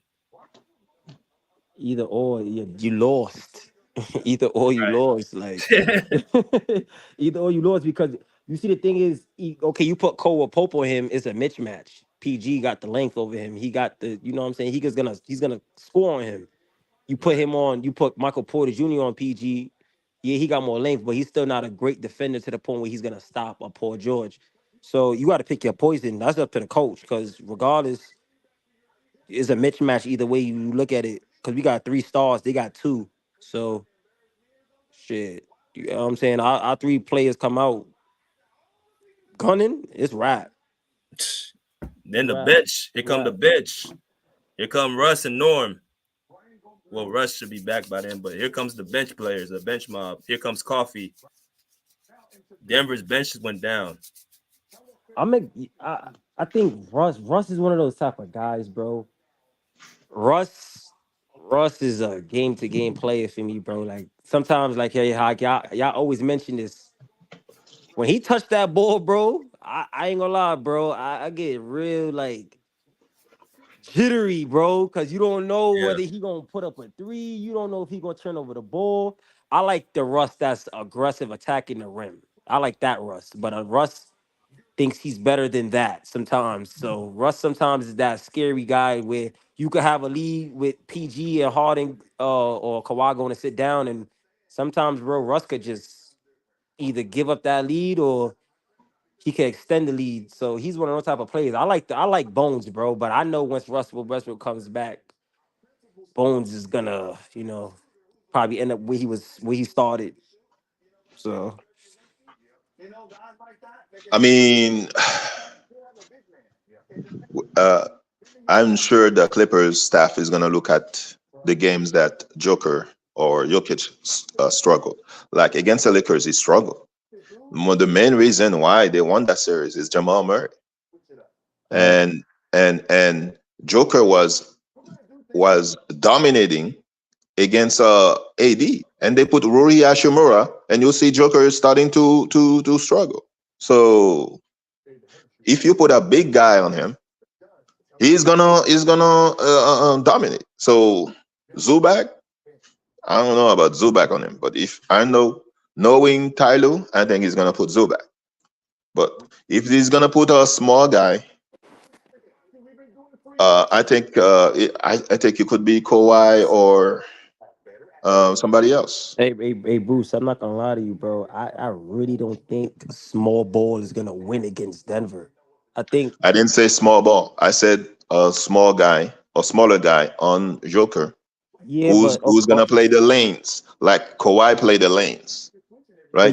But usually when Kawhi is guarding a guy like Joker, is usually like in a small ball lineup kind of thing. You know what I'm saying? Like, I think we need at least Tice out there. At least I'm not gonna say he's gonna stop Jokic at all, but I think you still need him. You know what I'm saying? So we need some kind of size out there if you're not playing Zubac. You know?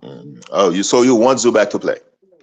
I mean, right. I don't think you could go small ball against Denver, bro. I really don't think you can. I don't see it. I mean, the way you beat Denver, the way you beat Denver is Joker is not looking for the shot the first time. He's always looking for people crossing. Like Aaron Gordon, he's always fighting him because he's cutting to the basket, right? Right.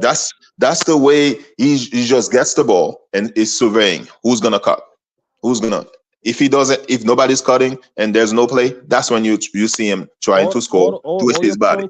your points is correct, Bruce. But the All right. thing about the no, all your points is correct. I agree with you. The only thing about that when Jokic and Aaron Gordon is in the game, we struggle rebounding against those type of guys. We So struggle rebounding. That's the so thing. you think if Zubac continued to play in the second half, do you think Clippers win last night? No, for sure not. No, he was getting cooked. He played All right, bad. He played all right. bad. He played bad. So who's better, Sagoon or Joker? I mean, Joker. All right, so, all right.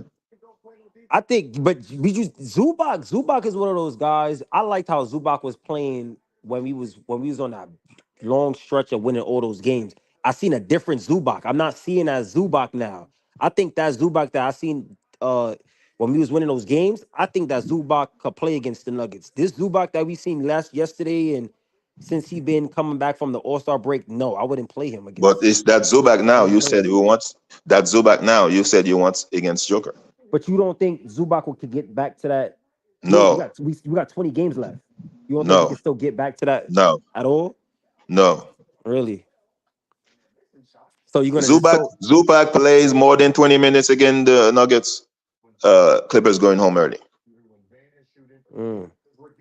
So what would your lineups be? What would your starting five be? Or like what would your rotations be guarding Denver if I you're will not gonna play see. Zubac? I will see in the first half, the first game, what Zubac is gonna give me, right? And then after that, I try somebody else. I just mixed up the defense against Joker. Give him You different. just want to play him all game against Joker. Is what you're saying? Like in the fourth quarter, that's when I put Kawhi. But the second, the third quarter, first, second, third quarter, I different people play against him. Mm. So Kawhi, he doesn't see only one player because he's gonna be like, oh, he's gonna be so used to that player. right, right. No, I understand that for sure. Mason Plumlee, what you think about Mason Plumlee? What you think about that one? No hands. He thinks sometimes he's up on guard, but he plays. I mean, he I has like that. his defense. He did play. Now that you said the point guard statement, I like when Mason Plumlee actually plays like a center. I do not like when he start dribbling up the court and doing all that extra shit. I just don't like that about his game. When he's more settled and he's actually playing his position, he plays better. He plays a better game. But I don't know about him against Joker, bro. I don't I So know. mean, he played in Denver. I mean, Joker knows how he can defend, or is he up Plumlee defense? So so y'all got those two teams. What about OKC? OKC will win one game. Shea Alexander, come on, man, come on, man. Man, Shea Alexander he has nothing against Kawhi, man. He's gonna cry to go home, man. I'm sorry. I'm sorry, Kirk. No, I'm gonna be I honest mean, with you.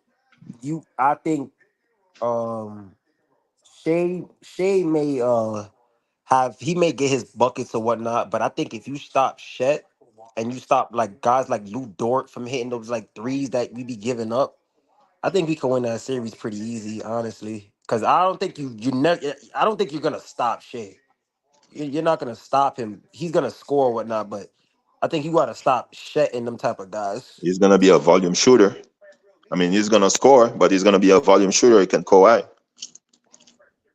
Man, they and gonna put yeah. T Man on SGA. Put T Man on SGA and let Westbrook coming off the bench on SGA too. Because the way you deal with SGA is you deal with him and athleticism.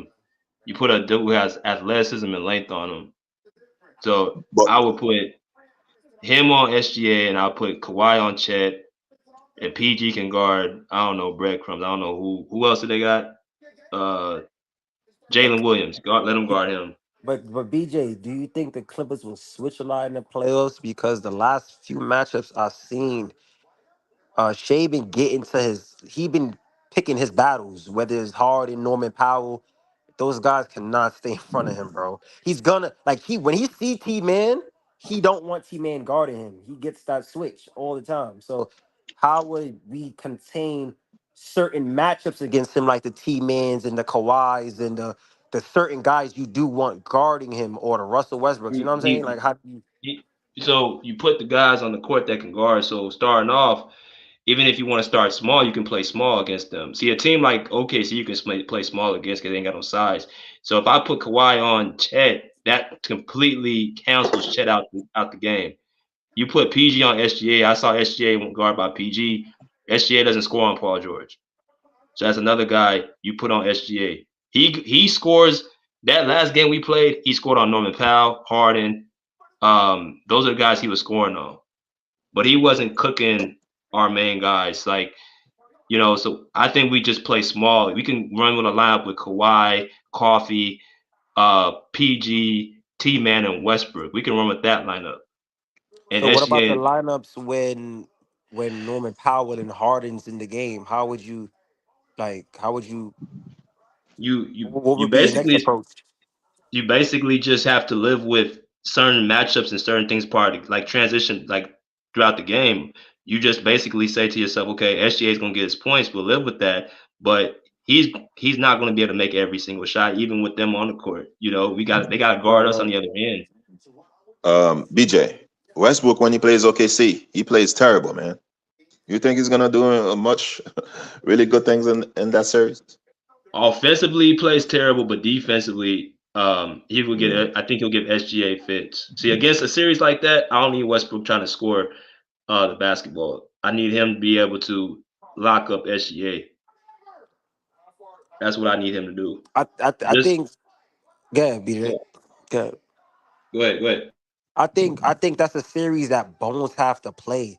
I don't like when Tyloo just play vets against those guys because those guys are very fast, young, and they can run. And Bones is the type of guy I think Bones could compete with that type of play. You know what I'm saying? Like he's just as quick. He can guard those guys. Those guys are not as big. You know what I'm saying? They're not as big as like Kawhi and those type of guys. I think Kawhi and them, where we struggle against a team like the Thunder is, they're just naturally faster. They're just quicker on their feet. And one thing I could say about the Thunder sometimes is some games, I'm not gonna say it was every game or every matchup we played them, but the last matchup I can say we played them, bro, they play the same they play every possession with the same intensity. You know what I'm saying? Like every possession. So a lot of times I seen Westbrook miss a lot of layups. When you miss layups in the NBA damn near now, bro, that's damn near a turnover. They out you in transition, you know what I'm saying? And we back. You know what I'm saying? A lot of times they beat us a lot in transition. You know what I'm saying? You can't I So think really have a lot of flaws The against OKC. the way I OKC play is not gonna win in the playoff, man. I'm That's what I'm serious. about to say. You don't think so? Their transition play. The game's gonna be half court now. So now you're going to shrink the court. Now you're forcing OKC to play good half court offense, which we ain't really seen them play good. They're not a half court offensive team. So now that's gonna play into our hands because we the half court team. We the mid range shooting Right, team. right. They're gonna let us play without. See a lot of this shit. And another thing too. These ticky tack fouls they calling on. PG, Kawhi, T Man, all these they gonna let that stuff go. You're gonna have to play. You're gonna be have to play, man basketball in the playoffs. So that's going to be something new to a lot of those guys on OKC.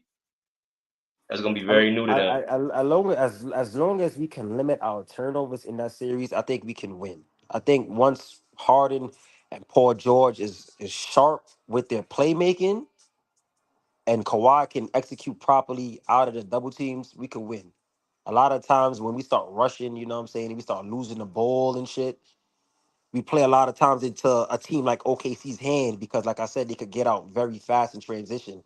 Even if it doesn't favor, you know what I'm saying, that style in the playoffs, we do have to protect the ball and not play sloppy because we have a lot of tendencies, bro, where sometimes we can come out and play kind of sloppy with the ball, down to Russell, Harden, PG. You know what I'm saying? And I wouldn't say really much Kawhi, but yeah, like those three guys, they can be a little sloppy. So I think if we limit the turnovers and we a little more sharp with our playmaking, we could definitely win that series for sure.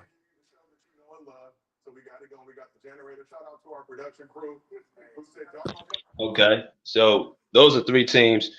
How about hmm, what about the Lakers if they make it to the playoffs? Shit, I mean, if you don't, shit, if you don't perform like how we did yesterday, the last game in the fourth quarter, shit, I mean, we had the game. As long as Tyloo make the proper adjustments in the right, put the right guard, the right guys in the court. You know what I'm saying, and we'll be good. PG always cooks the Lakers. PG wasn't playing last game. PG always has his way against the Lakers, so I'm not really worried about a team like the Lakers against us. Like and Zubac didn't play. Zubac plays well against the Lakers. He always played well against the Lakers also. So I think we could beat the Lakers. We got the scoring, we got the defense, we got the size. It don't matter. We could beat the Lakers for sure. For sure. For sure. For I sure. think I think the way we well, I agree with that. I think we've been dominating them, but the way you really, and this is why I watched them. I don't know if you watched the Sacramento game last night. Like they attacked De'Aaron Fox attacked their guard play. Like this is what I was saying about Minnesota when they play them. Like their guard play, the Lakers guard play is very average. So if you have like very, very great guard play, like scoring threats like that, like we have like Norman Powell, um, guys like Reeves are gonna have to guard Paul George, and guys like what I'm saying, we got Terrence Mann who's athletic as well, Russ coming off the bench. When you have explosive guys, Harden who can score, you have to take advantage of those matchups against those guys like D'Angelo Russell and Austin Reeves who are bad on defense. Spencer Dinwiddie, bad on defense. You know what I mean? So Yeah, that's how that's you true. really kind of like overwhelm the Lakers, and then you finish it off with Kawhi and PG, and like you said, Zubac plays well against them as well. So you just exploit the matchups. It's funny though, BJ. I don't know if it was the realist or somebody or one of these guys pointed it out. When teams play us though, bro, it's like these guys have their best shooting night. Like these guys, these guys have their best. I don't know if it's something against us personally, but people come to play when it comes to us. I don't know what it is. Like D'Lo and them type of guys, they I think they thrive for like LeBron and Anthony Davis scoring. Like, you know what I'm saying? I think when Anthony Davis and LeBron is having their way, the Lakers can make their Mhm. team better with just Right. that happening alone. You know what I'm saying? So I think once we take LeBron and Anthony Davis out the game, like how we was doing in the first three quarters, we win the game. You know what I'm saying? When you fall mercy to LeBron, I think you know what I'm saying, you're gonna have a little hard time. You're gonna have a little hard time for sure. Because his team thrives off his energy. Nah, nah, that's for sure. That's a fact. It's really just kind of piggybacking off of that. You don't want to keep the game close because now you're asking the refs to get involved, and now you asking for what I'm saying, little slides to be. One thing with the Clippers, our problem is we don't we tend to not keep the pressure on them. Got the entire. I think you told me this a few days ago. That was a real statement you made about PG saying that we don't keep the pressure going the entire game, which makes the game interesting. And a lot of the games we lose, they're not really blowouts. Like we lose a lot of these close games because we don't keep the pressure going. But I think in the playoffs, when things are at stake and players, legacies are on the line, I think they will. You're going to see a different team. And what about Phoenix? Mm, Phoenix. Phoenix to me, man, Phoenix is one of them type of teams. They big three don't even really play because when one is injured, the other one is playing, and then when he gets back, and then the other one gets injured. So I don't know. The only guy I could say that could definitely put up some numbers for sure is Kevin Durant. I could say Devin Booker too, but I think me personally, I think we got our numbers with Riley Beal. Like I don't think he's gonna have his way. He, I think Devin Booker's gonna, he's gonna score. It's Devin Booker, but I think that PG and Devin Booker matchup is gonna. PG's definitely gonna win that matchup, and then Kevin Durant and Kawhi. I think that Kawhi is gonna win that two-way matchup for sure. Because I think we have. I think we both are very equivalent on offense, but I think we outweigh them by far on defense, and that's why I think we're gonna win that series because we can stop them. I think we can stop them more than they can stop us. You know what I'm saying? That's the thing. They don't have really nobody to stop us. Like Grayson Allen he's can't guard Harden regardless. Right. Booker, Bill can't guard PG. We already seen, and then you know what I'm saying. Nobody on their team can really guard Kawhi. So it doesn't. They're gonna have a hard time stopping us. So that's why I think we're gonna beat Phoenix regardless. We're gonna beat them. We, I think we're gonna beat them. Honestly, I think it might be a game six series, game five, game six, if healthy. You know what I'm saying? God willing, But Yeah, I think that we would could be our definitely easiest series. we're gonna beat them for sure. What's good, Sean? Oh, all right. What's good, fellas? Yo, Good, Q yo, Rick. Good, Kurt. What's yo, good, yo. bro?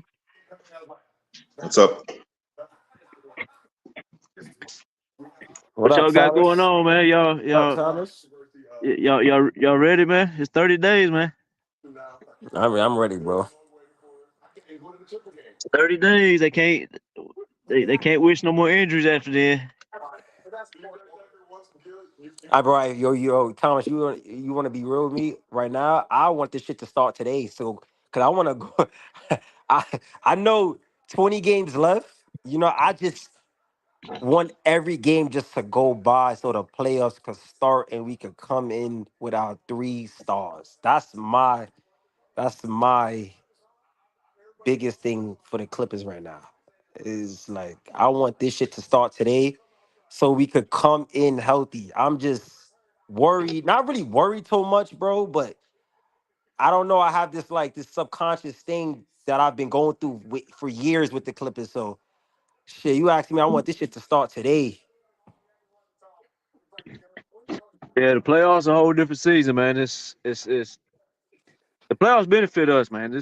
First of all, it benefits us because we got the best player on the court in the playoffs. We know what time it is, and the game slows down, man. All that running and gunning and these damn rookies we never heard of coming in the game, shooting 35-foot threes in crunch time of a game. All that running us to death and this, that, and the third. That shit don't work in the playoffs. Because in the playoffs, it's more about physicality, where Kawhi and PG and Terrence Mann can bump up on you and, pause, but they can bump up on you and the whistle ain't so quick. So you got to play through that shit. And that's why you see all these young teams, they shoot up the standards. They do this shit every year. I mean, it gets in the playoffs. The game slows down. The whistle gets tighter. The physicality gets rougher. And yeah, also this is another key too that none of y'all has said yet. Remember, the games are not back to back no more. All the old veterans get to go home and sleep and rest for 48 hours before the next game. Right. So and they're stuck in the same hotel. Like you're not going from Sacramento to fucking Oklahoma to Chicago to New York, and then you make your way to Atlanta. Like you're not doing all that. You're just sitting in the same room every day. And the old guys take the playoffs a lot more serious. So instead of going out with their wives and kids and staying out late, it's a lot more serious.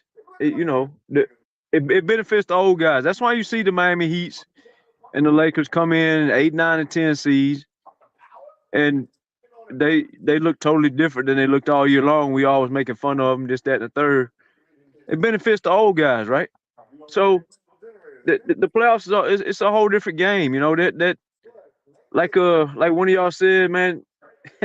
SGA ain't finna have no fucking free roll, man, versus Harden and Powell and Marcus Morris and Reggie Jackson. Like, you ain't getting them free rolls all year long, all night long, right? You're gonna have to go through the top defenders in the league. You know, like BJ pointed out. I think BJ pointed out. Y'all remember when SGA? Hell, they had Paul George locking up SGA. You know, then they took Paul George off of him, and then SGA gets hot or something. But the point is, the top dogs got to face the top defenders, right?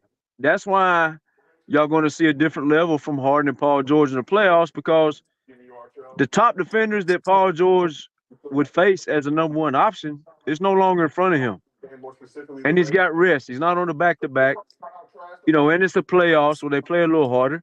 And James Harden, he's not finna have no damn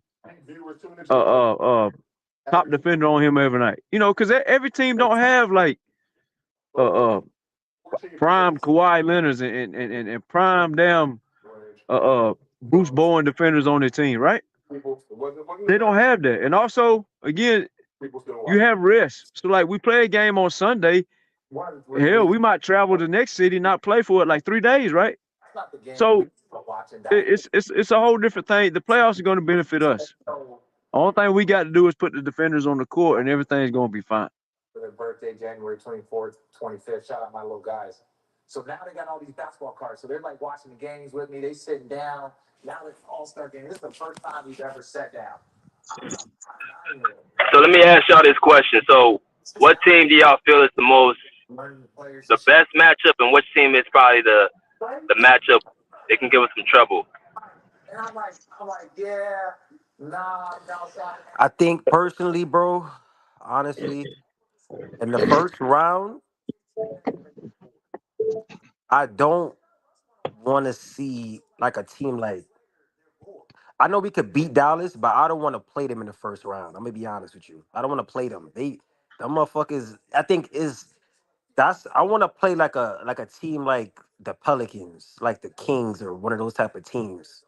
I don't want to play a guy like Luka, because you gotta figure out how to make adjustments to stop him and Kyrie. Like, and yeah, I know, yeah, we're gonna figure it out, but sometimes, bro, Luka be having his way with us. I ain't gonna lie, bro. He do, and we sometimes the last few series that we did beat him, we had to come back from the series. This nigga's throwing up 40 balls. He's hitting game winners. You know what I'm saying? He's one of them annoying players that I don't really like to watch play in a 7-game series. You know what I'm saying? He's one of them kind of annoying players. So I don't want to see them in the first round. I'd rather see a team like the Pelicans or the Kings or one of those type of teams. I'm sorry. The Mavericks were more scary with Brunson than Kyrie. Sorry. Did we face them when they had Brunson? Did they have Brunson against the Clippers? I don't think so. Yes, they had, bro. Yes. Yeah. Was it the Brunson that played in the series with the Warriors and the Jazz? That wasn't the I same think Brunson. he was a bench player. To South 77th Avenue, then turn right onto West 86th Street. Oh shit, man. My fault, y'all. I don't think that was the same Brunson. Yeah. But Kyrie, Yeah, he played Kyrie's it. another guy. Kyrie's another guy. Yeah, he in the played it. playoffs too. All Yeah, right. he played them in 2021. Yeah. Yeah. So I think Kyrie too. Kyrie, he turns up in the playoffs too. I mean, he turns up when he was in Brooklyn, so he turns up. I mean, he did get injured though, Bruce. You know what I'm saying? He got injured and shit. In Brooklyn, he wasn't injured when Celtics. No. That's the only matchup I can say they definitely got outplayed. But you mean when he year was in the before, Celtics, he was not outplayed? Nah, the series before, the year before when he went against the Bucks, I think they could have beat the Bucks and went to the finals with Kyrie for sure. But they did not. But shit happens, you know. Didn't Kyrie play in the playoff as a Celtic? Yeah. All right. But you see, the thing is though, Kyrie was leading that Celtics team. Kyrie's not leading this Mavericks team. He's playing off of Luka Doncic. So you have to first stop Luka, and then he you was have playing to stop off KD Kyrie. and lost against the Celtics. So I mean, but he was the main ball handler when KD was there. Besides Harden, but Harden, You know what I'm saying? Like he was the main ball handler. Luka Doncic mainly controls majority of the I possessions. mean, who in the hell are they gonna guard is the question. I I mean, mean, we got defenders. We can make adjustments. Well, what can they do is the question. Mm. I mean, who is Luka and Kyrie gonna guard that's not gonna score 40 on them? right. No, I I agree mean, with yeah. that for sure. I'm sorry. I I agree with don't. that for I sure. don't. I don't. I'm not scared of PJ Washington. I'm sorry. I'm not scared of PJ Yeah, Washington. well, yeah, that's another one. PJ ain't guarding nobody. Like that's why Dallas is down in the damn near playing now. They can't stop nobody. Keep losing. The only teams I would be scared about is the one with damn. Well, I ain't scared of none of them, but I'd be scared of a team with a coach. And the only team with the Golden coach that State. I'm scared of would be Mike Malone. But they not deep I enough. mean, but you ain't It- seeing we not Huh? seeing the Nuggets in certain teams until like the second round or the Western Conference Finals. We got to talk about this first round first I'm because not scared of the Nuggets. They have no bench. we I gotta thought the we gotta question remember. I thought the question was who we worried about playing in the playoffs. If he said I first round, and if he said first round, that's my bad. I No, I don't misunderstood. know I if thought he PJ said the specifically playoffs. said first round, but I do know we gotta still go through the first round to even see the Nuggets because we're not gonna play them no time soon. You know what I'm saying? They're gonna have to play their games too. We're gonna even have to face a team from The Nuggets fifth and could under. end up the first seed. They can still be the first seed because I think OKC is gonna lose a couple of games. I think Zimbo was definitely gonna lose a lot of games. So it could be the first seed is gonna be between Clippers and Nuggets, in my opinion. Yeah, I think that first seed is definitely still up for grabs for sure. I ain't worried about no. I don't think people I'm worried about is teams with coaches, and there ain't but two of them that I feel that are flat out school our ass, and that's Mike Malone and the other one's in the East. So Hey, I don't they think really Denver's deep said, enough to guard us though. hey, they really said you admit you scared, right? You finally admit you scared. So Nah, is that fuck true? no. BJ said if y'all are afraid of somebody, the question is if you're afraid of something. So you want to duck the question? I mean, my first answer was I ain't scared of nobody. That was the first thing I said. But I had to choose. His question makes me choose somebody. So I got to choose a team that has a coach. But like I was saying before you read that comment, Denver, the problem with Denver is they're gonna have to play their guys 48 minutes to touch us. Because not they can't just guard Harden and Kawhi and think shit is okay anymore, right? They got to worry about the damn bench coming in. What are they gonna do? Are they gonna leave Porter, Gordon, and Caldwell Pope on the court for 48 minutes? They're gonna guard Kawhi, Paul I George, and agree with you, Harden. Thomas. I agree with And, you. I and, think and, and you then got them when they get outnumbered. done guarding Paul George, Kawhi, and Harden, they're going to stay on the court, never rest, and then deal with Powell, Coffee, and Westbrook. And then when they get tired of them, then you're going to bring back in more fresh legs, which was the same fresh legs started the game. So like that's Denver's problem. Like again, we got the personnel to make adjustments on defense. Does anybody else have the personnel? The only team that's got close to the personnel is going to be the team that just lost a 7-footer. So Denver's going to have to play. And shout out, I think JM Clipper said this before I did. They're going to have to play. Man, Denver starters are going to have to play 48 minutes to touch us. And by the time we get to game 4 and 5, man, we're going to be running them off the damn court. They're just going to be too fucking tired.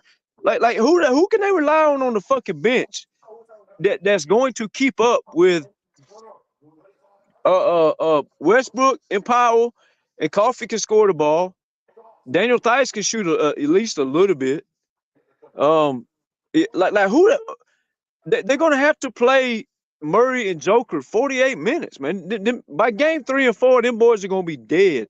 And What I do they notice though, Thomas, better hope that we don't steal one of the first 2 games either, because if we steal a game early, then they can't afford to get tired. So they're going to What have to play those guys even more. Mike Malone is a. If you want me to pick somebody, he is somebody to worry about.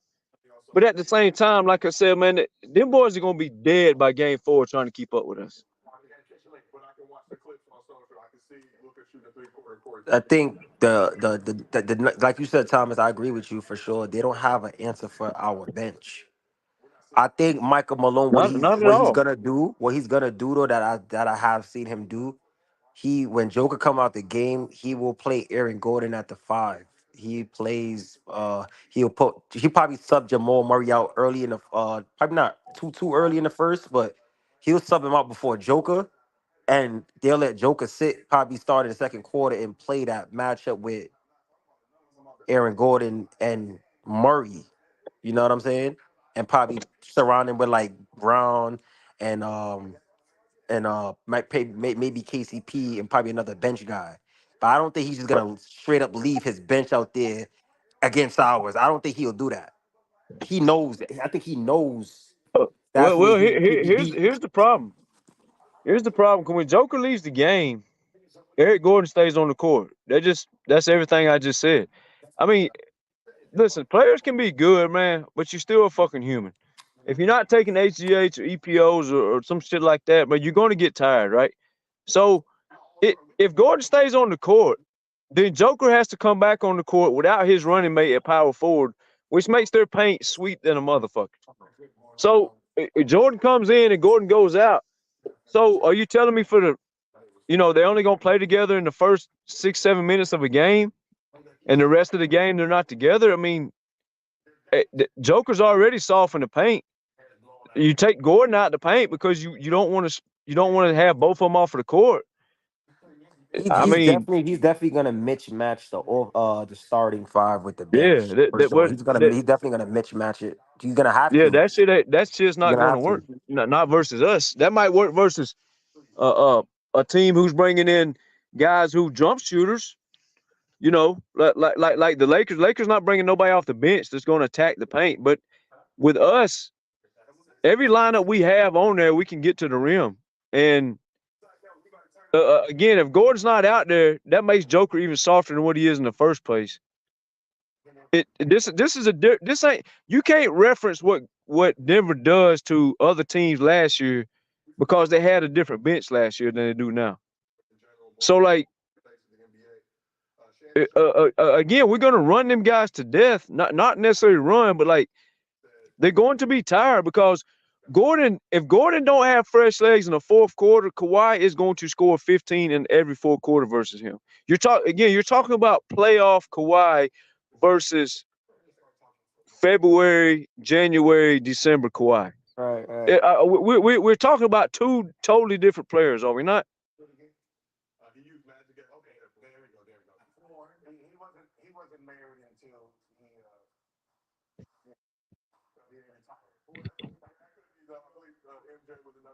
I think Thomas should cut out. Yeah, I mean that's the whole thing. Like Denver don't have enough to keep up with this year's roster. The only thing I will say about that Thomas is I think Ty Lue. I think when that matchup with T Man getting off the court and Jamal Murray still in, that is kind of the thing that Ty Lue may have to see. You know what I'm saying? Because Jamal Murray is still one of those guys. He can score on a guy like James Harden. He can score on a guy like Norman Powell and those type of guys. You need good defenders against Jamal Murray. You know what I'm saying? Because he could still give them that offense that they need. You know what I'm saying? And T. Lue tends to sit down T Man a lot in those type of matchups. I don't know how he will play him in the playoffs, but I think when Murray's out there, T Man or Kawhi has to be out there. I don't think you can take T Man and Kawhi off the court with just Harden, PG, and Norman, them type of guys, and just play against him. I don't think that'll be too smart, if you ask me. I don't think that'll be No, too smart. it definitely won't be too smart. T-Man definitely had to be guarding, I think, in the fourth quarter. But again, we coming off the bench with Westbrook and Coffee. Like you bring in two defenders. I mean, I'm assuming in the playoffs, this man ain't gonna have no choice but to either get fired or play the right people. Right? The regular season is one thing. You get caught in some crossfire and shit.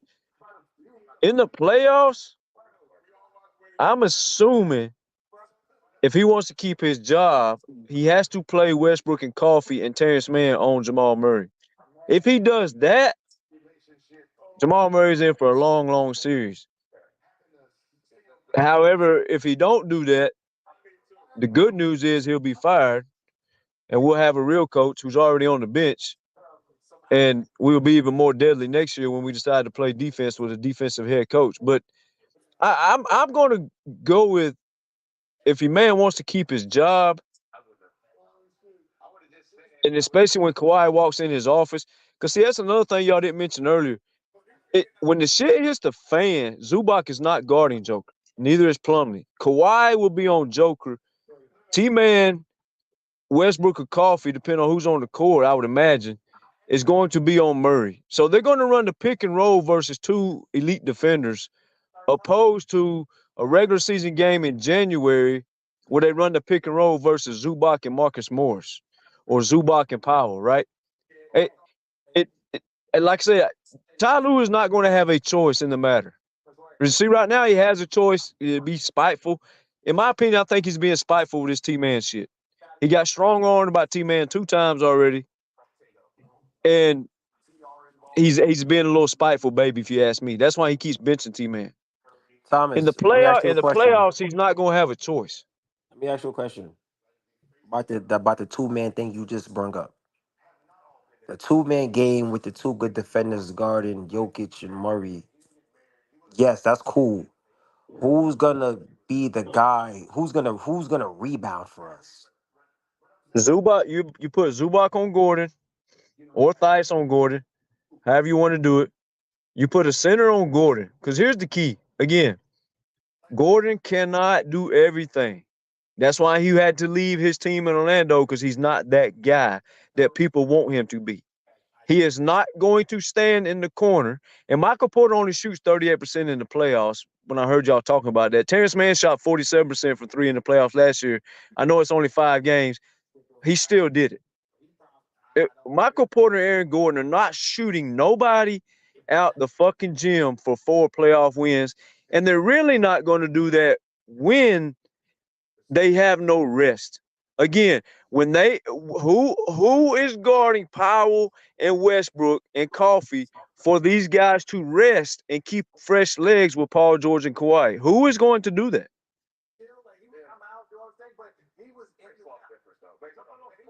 They're going to have to play 40-plus minutes. They have no choice. That bench is terrible. Last year they had a choice. You bring in Bruce, what's his name? He come in and throw up 15 points in 4 minutes. Okay, that saves the day. You get the rest. You ain't got that option no more. You're going to have to run your guys to death to keep up with the Clippers. And the problem is CP, Caldwell, every time he can't guard, every time he tries to guard Paul George, he gets murdered. Facts. They're going to have to put Caldwell on Harden. And when you put Caldwell and Joker on a pick and roll, Harden is going to fry those 2 guys on a pick and roll. Caldwell's a good defender, but he's not a good defender when his helper's not a good defender. See, and then you want to put Porter on Harden?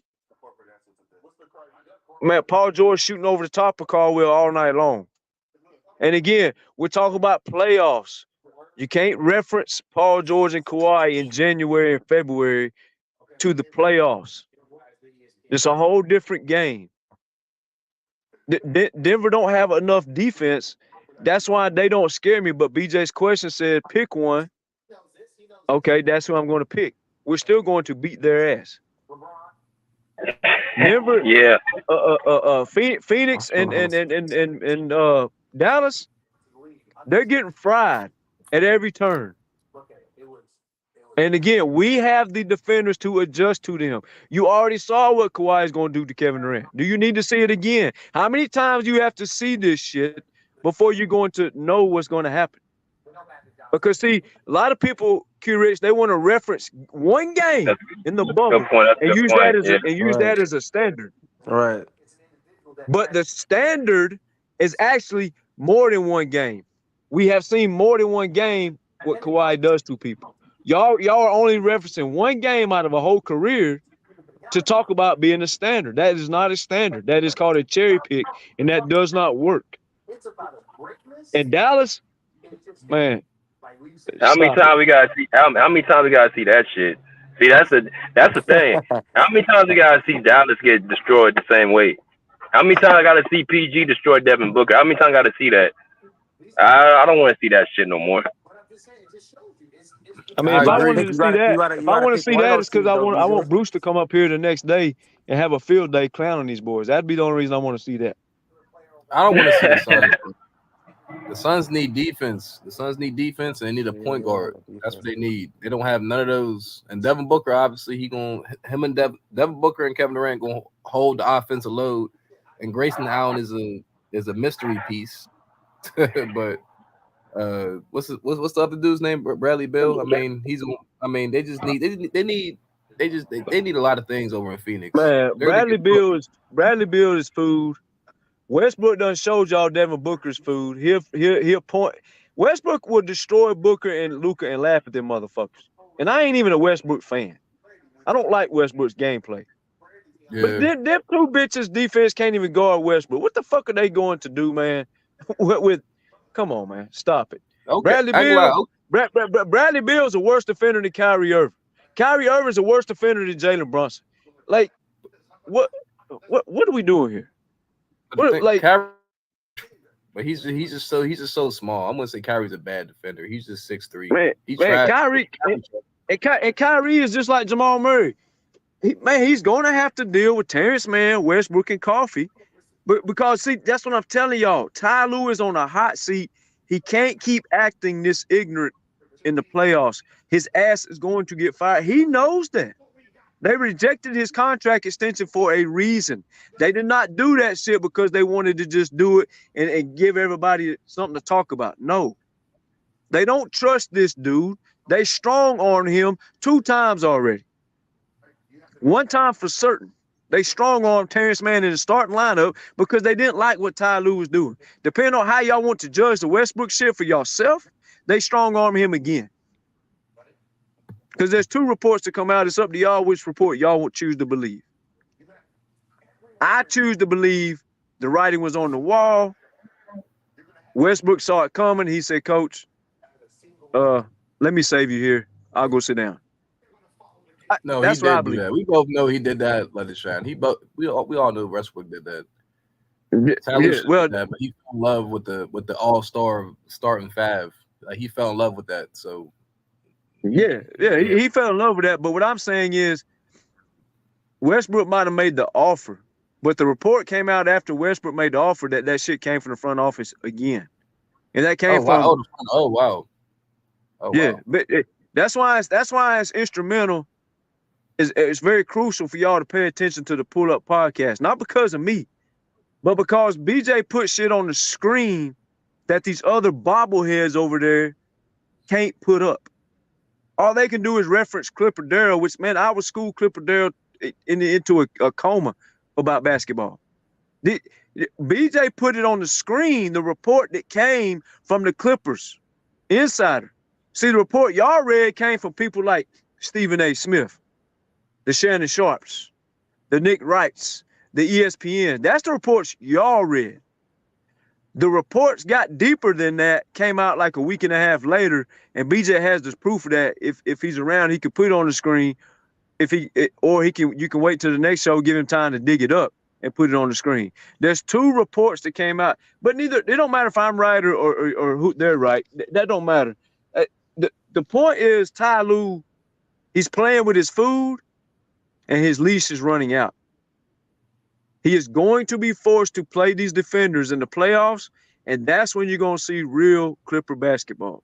That's why I'm worried about Ty Lue, but that man is going to have to stop playing with his food, and he's going to have to unleash the defenders on the right people for the Clippers to win. Or maybe he gets fired and we lose and get embarrassed, and we all go around saying, well, we all knew Ty Lue was going to get fired. We told y'all so. In the playoffs, I don't believe it's going to be like that. He ain't going to have no choice. Yeah, well, I agree. If you tried out Westbrook, Harden, and Powell all at one time down the stretch, y'all going to be up here listening to the realest pound his chest. Because Jamal Murray, Porter, and them boys are going to pick on. As good as defender as Westbrook is, he's not rotating to help the helper like a Terrence Mann would or a Coffee does. He's older. He's going to guard his man, absolutely. He's going to guard his man. But to play team defense and rotate the court, he's not fucking with Terrence Mann and Coffee when it comes to that. So, therefore,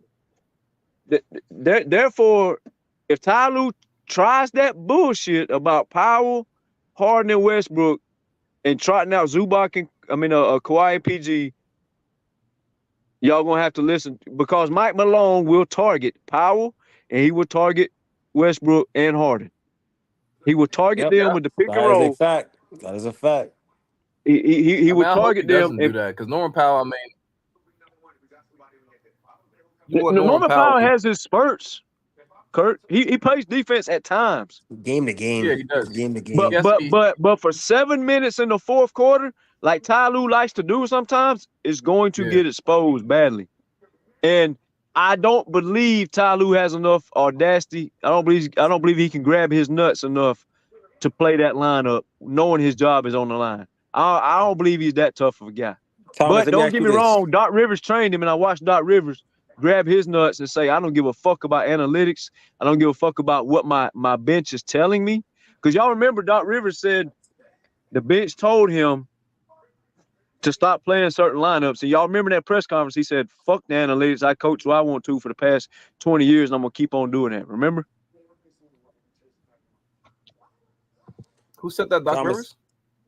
Doc Rivers said that in the bubble before they got eliminated. Do y'all think Kawhi Leonard will start a little more earlier, like with Ty Lue, bring him off the bench a little more earlier in the fourth in the playoffs? Because I think personally in these games he subs in Kawhi a little too late in the fourth. So I don't know if that would change in the playoffs. Agree 100%.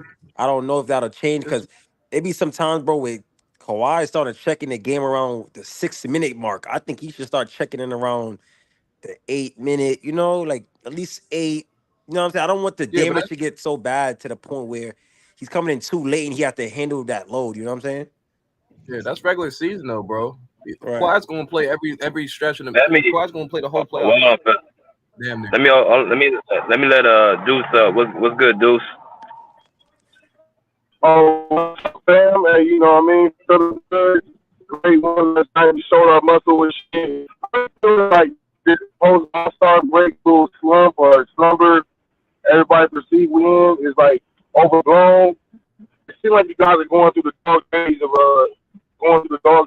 of secondary, to get to the playoffs. The guys, they're not in a defensive stance. Nobody's boxing out. These guys just trying to go through it. Like at certain times, you see when we go on these 12-0 runs, 15-2 runs, like you can see like how the guys play. But I'm still in the mindset that if we don't lose a game where we scored 120, we didn't have a good game. And last night, another 120, and other teams couldn't keep up. Like we're okay, bro. I don't think that Ty Lue is out here.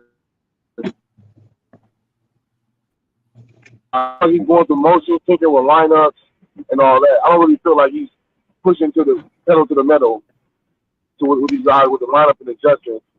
So as usual, I'm still willing to give these guys some bail. Yeah, I'm hoping he plays. I think in the playoffs he knows his job's on the line. I think he's going to have to play smarter in the playoffs. I don't think he has a choice. But I still think he lost the locker room a little bit. If you need reference to that, just go watch Kawhi's talk. Oh, I know we ain't winning off no type. And We he ain't lost. winning off no types of IQ, man. We winning off talent. You heard what the man said. Yeah, he lost locker room last year. They tuned him out last year when he was doing that stuff with T-Man and Rocco. So like I was in the mind if he didn't even want the damn job. You know what I mean? The way he was coaching last year, and this year, like James Harden really take control of it. Like they don't really run Ty Lue sets anymore. So he definitely lost the team. He definitely they tuned him out. Yeah, yeah. So you see that too? Yeah, I see that too. They tuned him out, but they tuned him out last year too, though. So I don't know if like the front office is letting him go through his contract or whatever. But if we don't win a championship this year, uh, he ain't coming back. He might not come back if we win a championship. That's interesting. Now people kind of seeing what we see about Ty Lue. That's interesting. That's interesting, man. I think this playoff run definitely would determine his future with the Clippers for sure.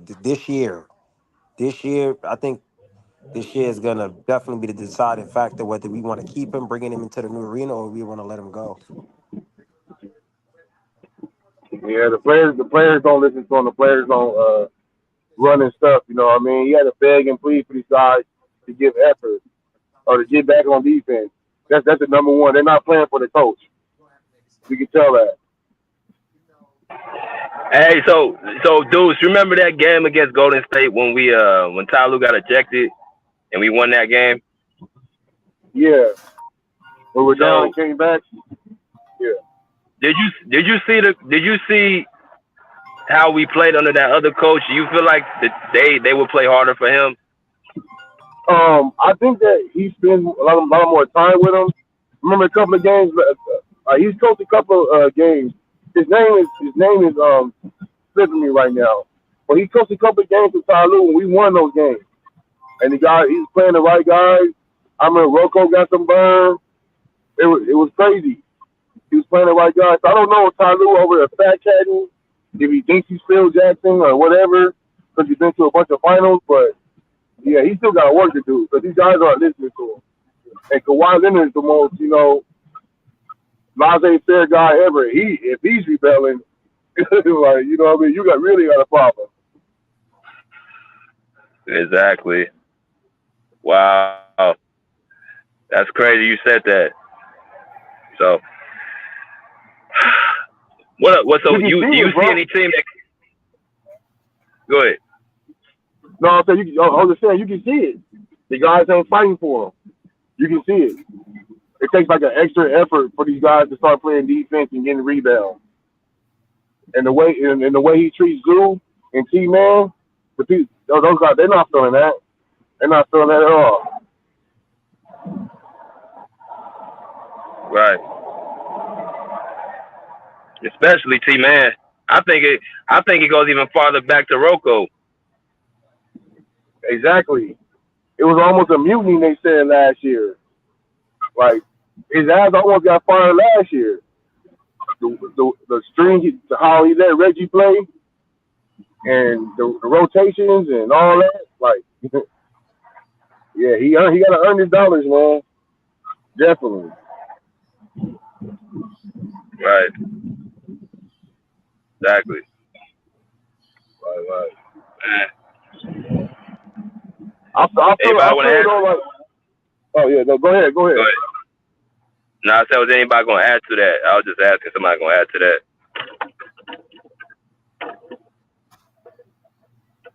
I mean, Wait. I never understood the Marcus Morris over Rocco was crazy. I just never understood that. His lineups just be bad. But I don't know. I don't know. I don't know too much about like how y'all saying about the locker room and him losing the locker room and stuff like that. I don't know too much, but I did see the clip where Kawhi did say, like we come out of timeouts and we be confused. So that's kind of alarming, like how y'all confused coming out of timeouts, or they be coming out in the second half from the locker room and be airy. You know what I'm saying? So those are the questions that you have to have for Ty Lue. Like, what are you telling these guys? You know what I'm saying? Like, what are the conversations y'all having? Like, what do you? I want to. That's the things that I want to know. What's going on with Ty and the team? His ass in there fat catting, man. I'm telling you, he think he Phil Jackson. He want to sit in a big chair and just roll the balls out. Nah, homie. Especially when guys are trying to outrun us and they're being more physical than us and all that stuff. The best thing I heard him say was, "Oh yeah, we got to start getting to our offense a little bit earlier than 10 seconds left." He's all, if we're gonna run a pick and roll, we gotta run it right away. And I'm like, damn, you don't know what we're gonna run? So James Harden really is out there just taking the whole thing by grabbing the wheel. You know what I mean? He That's really what is. I said that. I said that. I think the last show, I was like, it feel like Lou was just giving Harden the offense and let him run it. It's not even like he ain't even coaching the offense. You don't even have an offensive scheme. I said that literally a few He's lives running ago. everything through Harden. Everything. That's interesting. And the best players like James Harden has shown that he can do that. You know, certain guys you can get an offense to and all that, but if you're not implementing like game plan, or you're not motivating the guys, what are you good for? Exactly.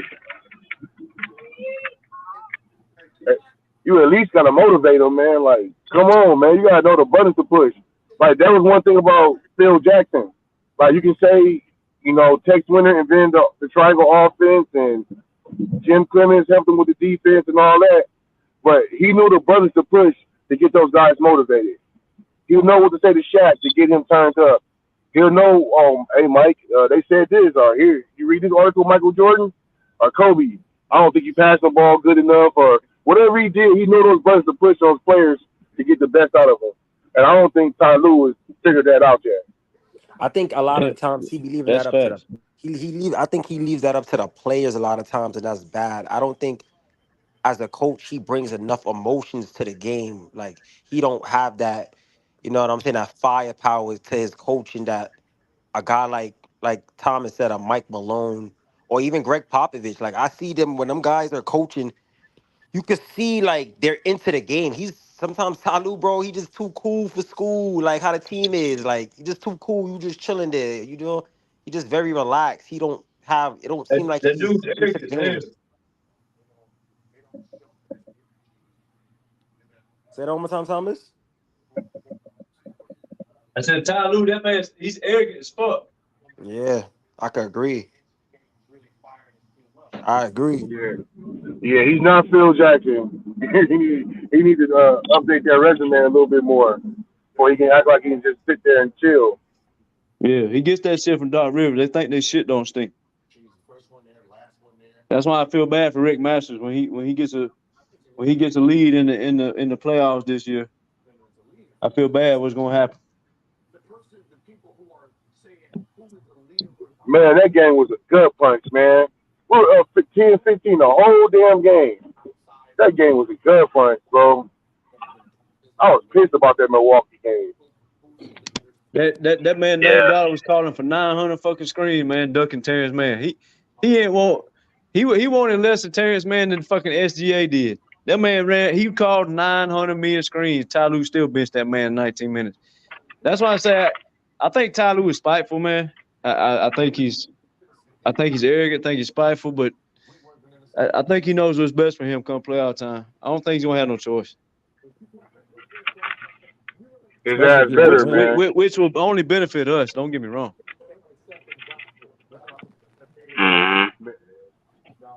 Because like when you get in the fourth quarter, and Jamal Murray is we in game 2, and he flames up fucking Westbrook, Powell, and Harden because you left him on the court. You know, Kawhi's gonna be walking in that locker room saying, "Hey man, this shit ain't working, man. What the fuck are we doing here?" And then or that switch and fire bullshit. That switch and fire bullshit is bullshit, man. That is it's trash. That's another thing too about the switch and fire, dude. You got to have the youth to switch and fire. Like if you was playing Kobe Brown, Diabate, T-Man, and Coffee, And Kawhi, I can understand the switch and fire because you got youth and energy in the legs, right? Man, when you playing power hard and Paul George, man, Westbrook, man, these dudes been in the league fucking 15 years, man. They not interested in no fucking switching and firing, man. They fucking old, man. They don't give a fuck about that shit. You Yeah, I know, don't think they like that defense. you switch and fire when you have motherfuckers that are fast enough to rotate around the court. Like whoever saw a bunch of 34-year-olds and said, yeah, let's switch and fire. Like that shit's gonna work, man. Come on, man. At all, bro. Like, that shit is crazy. It never works for us, bro. Every time we start running that bullshit, the player we do it, he's already burning up on fire. He already scored 30, 40 points. Oh, damn, you want a double team. I'm like, nah, man. Do it right away. If you're going to do it. Because that shit don't work if you dude's already on fire. Like, nothing's going to stop him. If any of y'all ever play basketball, man, I was talking to BJ the other day. And I ain't heard this quote in a long time. BJ said this quote. And if y'all ever play basketball, y'all gonna know exactly this quote the minute I said. Man, these humans can't outrun ball movement. Man, you can't outrun the basketball, man. Right. So if you take a bunch of 35-year-olds who already don't want to be trapping no damn body, what in the fuck makes you think they gonna outrun a basketball if the average human in his prime when he's young can't outrun the ball movement around the court? Come on, like what are we doing? You're running that switch and fire shit now that make everybody think Luka the greatest player on earth. Like that switch and fire shit is bullshit, man. I don't know when we stop fighting over picks and fighting to get in position. Like you see the pick coming from the left, man, hedge it left. Like, come on, dog. Like what the fuck? Like that switching shit is bullshit for real. Yeah, man. Maybe 3-4 years ago we had Patrick Beverly and we could switch everybody. Like, okay, that's cool, but we can't switch everybody now. He did that shit. He did that shit a few years ago when you can't even switch everybody when you got Patrick Beverly if you ain't gonna play Patrick Beverly. Like if you only gonna play 19 minutes, that shit ain't gonna work either. You know what I'm saying? It's about the playing time on the court. Like it ain't, man. You can have Kawhi, prime Kawhi Leonard on your team, but if you only play him 19 minutes, I mean, what you think is gonna happen if Kawhi plays 19 minutes and prime LeBron or prime KD plays 42 minutes? What's 42 to 19? What do you think is going to happen, man? That's why I'm kind of leaning towards giving him a little bill. Like, okay, dog, you working out shit for the regular season, going through these lineups. Because you guys notice we haven't seen the Power Rangers line up that much lately either. Bro, I swear, I got the best IQ on this YouTube shit, y'all. That's why I can leave and come back. I got the best IQ with y'all on the panel, man. That's why I can leave and come back. Like I said, I wanted to play that video one more time about Ty Lue. Like you said, that switch and fire shit's bullshit. But I want y'all to kind of hear again what Ty Lue had to say about that Laker loss, man. And Coach, you mentioned that Bron did get it going, and it seemed like Kawhi wanted to personally take on that responsibility late in the fourth. But it seemed like Bron was seeking out screens to get Kawhi off of him, and it didn't seem like Kawhi made a concerted effort to get around screens. Is that something that was in the game plan? You wanted to switch, or did you want Kawhi to kind of fight over a screen and try to keep Bron in front?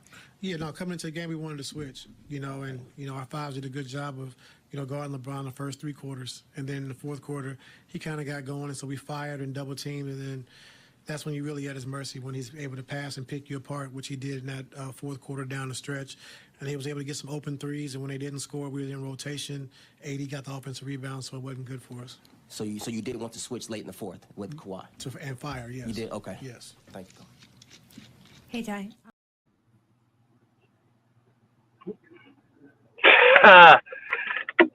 That shit wild, man. Yeah, that shit don't work, bro. Now no 35-year-olds, man. I'm sorry. Don't work. That man said switch and fire, man. Hey, dudes, and if you notice, so I want the chat to think about this. I want to give y'all something to think about it as when you're watching basketball games. So, if you said you was gonna switch and fire, right? Switch and fire means you're gonna blitz the ball, okay? If you're gonna blitz the ball, that means you're putting two people on one guy that's like 35 foot from the basket, right? So that means you got 3 other guys on the court that has to cover 4 people across the whole sideline to sideline, right? Wouldn't you think those 3 people need to be your smartest and fastest defenders? So tell me why when he did bring T-Man in the game, he had T-Man the one blitzing the ball when T-Man should have been one of the ones racing around the court trying to play rotation and use speed and defense and IQ. Like that's how even dumber it was what he was doing. So instead of blitzing Harden, a guy who's slow, you don't care if he gets taken out of the play. Instead of blitzing him, you blitz with T-Man. And now you have all the old slow guys trying to rotate and guard 4 people on the court at one time. Like, man, that shit don't even sound intelligent. That shit don't even sound like it would work against elementary teams. Leaving wide open 3-point shooters, like, this shit's crazy, man. It's just crazy, bro. That's why I'm like, okay, we trying to see what he's doing. We trying to see what he's doing. Cut him some bail. You know what I mean? Is he holding strong or what?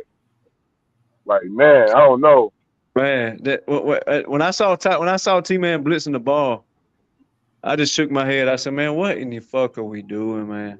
Like not only are you switching the wrong dude onto a Hall of Famer, then you're bringing your best defender over there to get taken out to play. Because let's be honest, man, it as good as defender T-Man is, we all know he's not going over there taking the ball away from LeBron. Now he might go over there and pressure the ball, but he's not going over there taking the ball. LeBron is going to get the pass off. It's going to be a safe pass, right? So T-Man is going to blitz over there, get the ball thrown over his head, and turn around and look. Like that. By the time T-Man even raced back to the middle of the court, man, it's too late. The motherfuckers already gonna be shooting layups or wide open threes at that point. Like, I don't know what in the fuck Ty Lue was even thinking. That shit don't even sound good. Man, they had to break the huddle scratching their head. And also that wears on our players too, having them scramble around shit. That takes legs away from one shot. Like, these guys burning all this energy trying to scramble around. That's why all these shots are short and you guys are going shooting 20%. Like, come on, man. like what was we doing, man? You wearing the old guys out, and then you wonder why we missing shots on the other end. But like I say, in the playoffs, I don't believe he's gonna have no choice, dude. His job is on the line, man. Not in the playoffs. Shit, I wonder how far Minnesota gonna slide to. Yeah, they supposed to be hurt. They already struggling on the offensive end. Now you took away the second best scorer. And they got to play all the dogs too. They had a pretty light schedule so far. Now you're gonna start seeing them play Phoenix every night and Dallas and the Lakers and us. Like now they gotta pick up the intensity. You know what I mean? Ain't gonna be none of these. I think they're about to lose their next game. Who they play next? I saw it earlier today. And we play on Sunday, right? Yeah, we're gonna spank their. We'll spank them and the Bucks on this back-to-back game. Minnesota plays a tough game tomorrow. So it's a road game somewhere. They're gonna lose that game. And he ain't coming back. I don't give a damn what they say. Torn meniscus in March? Nah, he ain't coming back. If he do come back, he gonna be some Chris Webber shit, shooting jump shots. He ain't coming back like that though. Not on no torn meniscus. He won't be back for a minute. I mean, if he comes back, he won't be that playable. You know what I'm saying? What are you gonna do on torn meniscus, man? He ain't a damn quarterback. You gonna have to be moving around, and they gonna go after his ass. He probably gonna blow it again. Same thing you have with Boogie Cousins. That man ain't no Kawhi Leonard, man. He can't play through no fucking torn meniscus, man. Yeah, party's over for them. But you know, I said this shit preseason. I said, man, we ain't gonna be hurt every year, man. Other motherfuckers gonna start getting hurt. And you see, knock on wood. We can't. We had the worst. Look, No, that's not gonna work. We ain't gonna be hurt every year, man. We got good players on our team. They pray too. You know what I'm saying? Right. God ain't against us, but it just ain't been breaking our way. But we ain't gonna be hurt every year. We stay the same. We pray to the man. We ain't gonna be hurt. I'm telling you, we ain't gonna be hurt every year. They got to pay the price sometime, and it's looking like now. It had to be now, man. It had to be now. We ain't had a fair shot the whole ride. That man Kawhi Leonard said, "Man, I ain't played pain free like this since 2017." That motherfucker Steve Ballmer said, "Here go your contract, cuz." He heard that. He said, "I'm paying that man now." Right now, for the price is too high. Now, dude. For the price is too high. I wonder what's going on with PG contract. Yeah, that shit ain't that shit. Something ain't adding up over there, man. That shit. Something smells over there. And it seems like it's weighing on him. I don't want to hear that injury shit. His shots are short. He ain't playing turned up. He don't have the right dexterity. It seems like that contract shit is weighing on him. They're like, go ahead, give that man a 2-year deal. I heard from a real Clipper insider that he was waiting till the end of the year. Well, maybe he wants to play. Maybe he's wanting to play well in the playoffs. That way he get a little extra leverage in the contract talk. That's the only thing that makes sense to me, man. I mean, the deal's going to be what the deal's going to be. You know what I mean? These guys are all slotted. You know what I mean? It's up to you to take less, a couple million here and less, but the deal's going to be what he's going to be. Hall of Famer. He looking for 30 plus mil a year. You know what I mean? That's the going rate for his slot. But it's like I don't know if you watch NFL, dudes, but it's like you remember when the Baltimore Ravens won the Super Bowl and Joe Flacco was on his last year. He was going into his last year, and they didn't give him a contract that offseason right before the last year, right? Well, the Ravens went out there and won the Super Bowl, and they had to pay Flacco like he was motherfucking Tom Brady. So sometimes you're better off just to pay, like the Atlanta Braves. For instance, if you watch baseball, the Atlanta Braves, we signed our best player like 2 years ago for $100 million. If we'd have waited to right now, bro, we'd been paying $300 or $400 million. So it's like, I wonder if Paul George is playing that card, like, because Paul George knows they got a good chance to win the title. So if they go out there and win the title, he's got more leverage in the contract negotiation. You see what I'm saying? Yeah, I feel that, but I don't see Paul George looking for max money, especially if Claude didn't take it, because they know they want to sign Harden also. But signing Harden is predicated on us winning the championship. Let me throw a free agent proposal out here to you. All right, so these new NBA contracts, they have what they call termination year, right? From my understanding, it's kind of like a player option. You sign a long contract, but you got a termination year where you can terminate the contract. So it's kind of like a player option, but it's not. You can terminate. You can't opt into it. You can just terminate the contract. Well, that boy Trae Young's in termination year. Sometimes I wonder if you sit back and think about this, like take a deep breath and think, like getting Trae Young right now would be like getting a prime James Harden. Like I almost wonder because Kawhi is very methodical.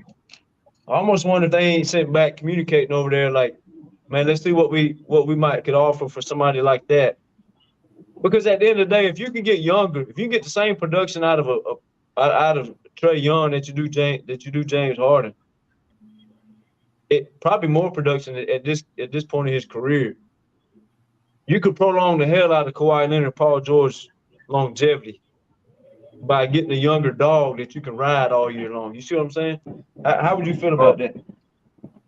Well, I'm not the biggest Trae Young supporter. You know, I see he got game, but I don't see how that translates to the West. The East is a little bit different than the West, and I don't think he'll get down like that in the West like he's doing in the East. You know, I mean, he's really the only guard in the East doing it like that, playing like Steph Curry and all those guys. Right. So if he came to the West, he had a little bit more work to do. playing John Moran and De'Aaron Fox and Westbrook and whoever Phoenix has and Luka. You also got to realize too, he will be playing them because they're going to draw. Kawhi and Paul George are going to draw the better defenders. I mean, I guess Trey would probably draw the number 2 best defender, but the number 2 best defender is probably not as good as the number 1 best defender. So no, I'm talking about them going at him. No, not them, not him. Steve. Well, I mean, every team has somebody gets picked on. I mean, Curry gets picked on all the fucking time. Yeah, I feel like the West ball. You remember when Houston was beating the hell out of Golden State before Chris Paul? Man, they was frying Curry. Yeah, but that wasn't the only year Curry got fried. He got fried other years too. They just had enough defense around him to keep winning the championship. He was still getting targeted and fried. Didn't nothing change. Yeah. Don't let it fool you. Oh yeah, they target him. That's how they just do Steve Nash. You target that guy, so he ain't not effective on offense. Right. Yeah, you're right. You're right. So I mean, you see this playoffs. Like I told you before, you put Power, Harden, and Westbrook out there, bro, they're gonna get annihilated. I mean, you'll see. And it's another thing about Westbrook defense. If his defense was as good as advertised, or his fans trying to advertise him, you tell me how the fuck Devin Booker's getting 20 points in one quarter. And Devin Booker did that while Kawhi was on the court on Kevin Durant. So don't blame it on Kevin Durant. Nah, it was because that was that shit they were doing. Because they were doing that fire at Kevin Durant shit too, and that he was having Eric Gordon on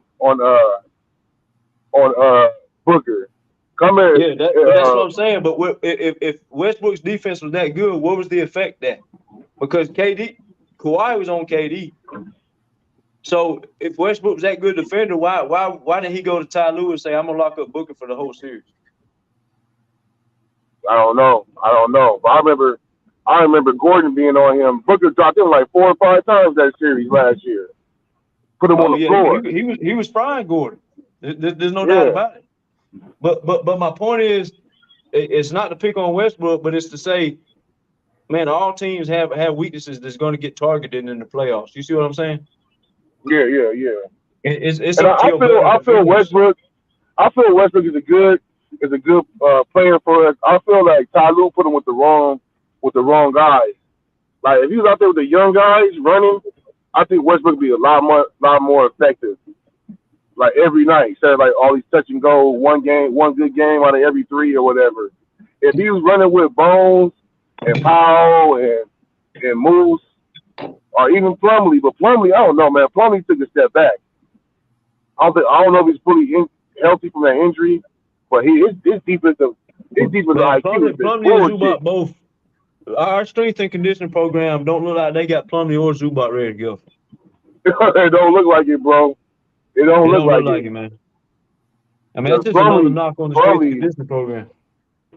Plumlee is down bad, bro. I'm like, what the hell is going on with him? And then they bench Zubac last night, and then all of a sudden he got his spring and he knows what to do. But he's still getting fried on defense. I can understand, like, well, what is wrong with him on defense?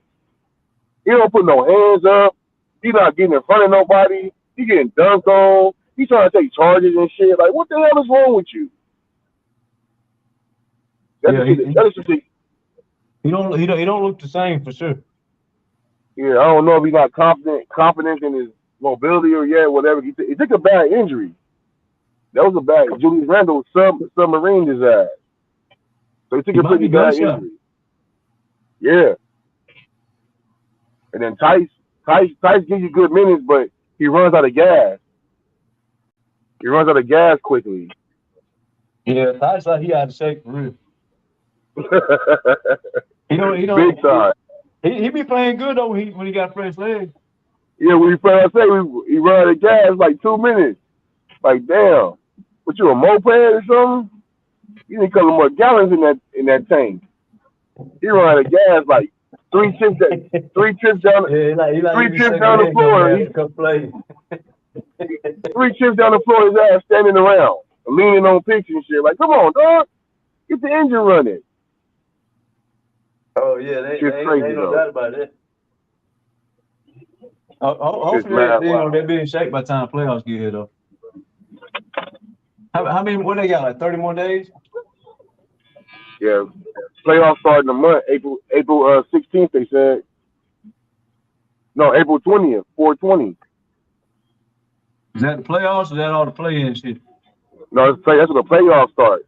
The play-ins before then. Okay. So 420, we gonna get it So right. April 16th. So yeah, what's the day? What's the 8th, the 7th, something like that. Okay, so we got a little over a month. We got a lot of games this month too. We got 17 games in March. 17 games in March? Hell yeah, we got 17 games in March. We playing like every other day.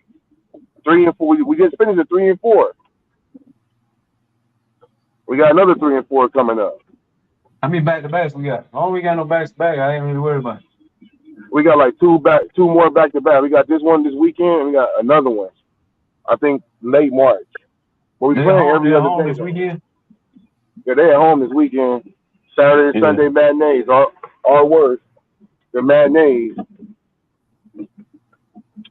What's the time guys about that Dame Dollar shit? Well, if T-Man plays 30 plus minutes, you know he learned his lesson. And like that's really why that's really what gives me a little more confidence too, because he in his contract year, man. He can't fuck it up, bro. He knows he can't fuck it up. And then again, do we want to be there? Shit, do we still really want to coach the Lakers? You know, like that was my thing. Like last year, it didn't seem like he cared about that damn job or not. He had way too much pressure on him or something, but he wasn't turned up last year. And that shit cost us. I said it earlier this year. The Clipper fans didn't know what the hell I was talking about. They said, "Man, you ain't no way in the hell you root for the Clippers."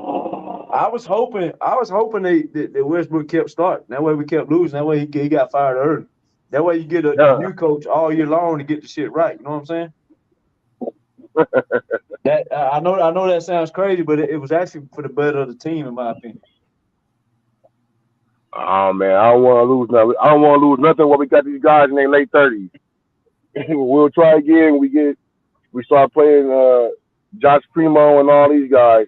But we got 2-1-3 and Uno.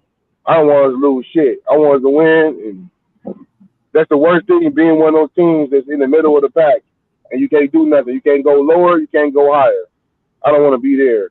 Well, you got to remember, man. We was only 0-6. I mean, it was early in the year, man.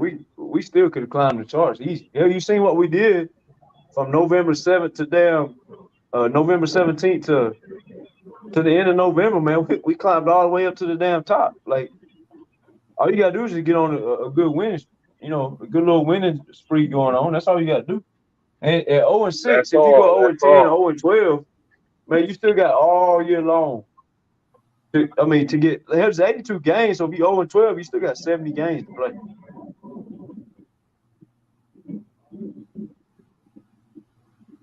You're right. Shit, man, I gotta get ready to go check into this building, man. I'm just chopping it up with y'all for a minute. Try to put some positive vibes in the air. Good win last night. Hopefully we sweep this home at home this weekend. Right. You know what I mean? We'll win both of these games this weekend. I'm gonna let BJ record his audio clip. We'll win both of these games this weekend. Absolutely. We owe Milwaukee. We owe their ass. Yeah, we'll spank that ass. Man, that's another problem with Ty Lue. I know you got to go. But if you don't let motherfuckers get hot, man, you don't see no dude come off the bench and shoot the ball 35 foot from the basket. You don't see none of that shit if you don't allow them to get hot. That's my whole point about letting Terrence Mann start the games in the first place, so Kawhi can rest. So when you get in the fourth quarter, Paul George and Kawhi's rested. Not only do they score 10 points apiece in the fourth quarter, but then they give you lockdown defense because, Terrence Mann was doing the brunt of the work all game long. That was my whole point behind the whole philosophy of why you start him in the first place. What's the point of starting him? You're just gonna turn around and bench him.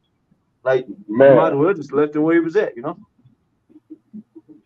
Yeah, the rotations, bro. The rotations is crazy. All right, fam. I'm gonna get with y'all, man. Salute, BJ, man. Y'all be safe. All right, dude. Glad you came up. All right, Tom. Man, fuck that nigga Vibes, man. Little hoe ass nigga. Fuck his vibes. Fuck his vibes, nigga. The fuck out of here. Yeah, he see me in the chat, little bitch ass. See, I'm on that bullshit time now. Fuck demon time. I'm on that bullshit time. Fuck his vibes. Fuck his good vibes, little pussy ass nigga.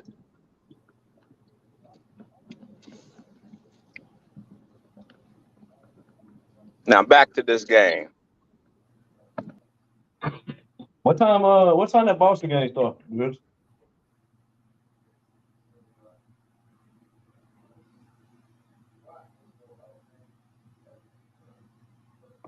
You really can't hear exit. Kurt, who you got tonight? Denver or Boston? Kurt, where you at?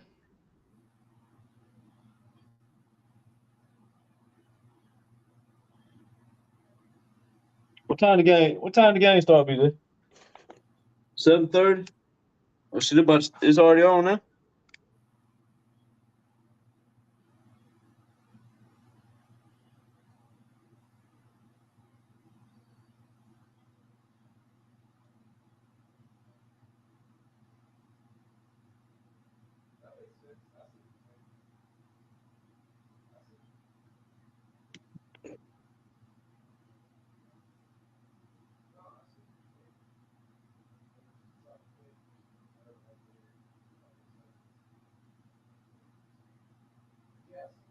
BJ's to go drink. Look like Kurt don't want to get his Boston and Denver prediction tonight. Kirkland.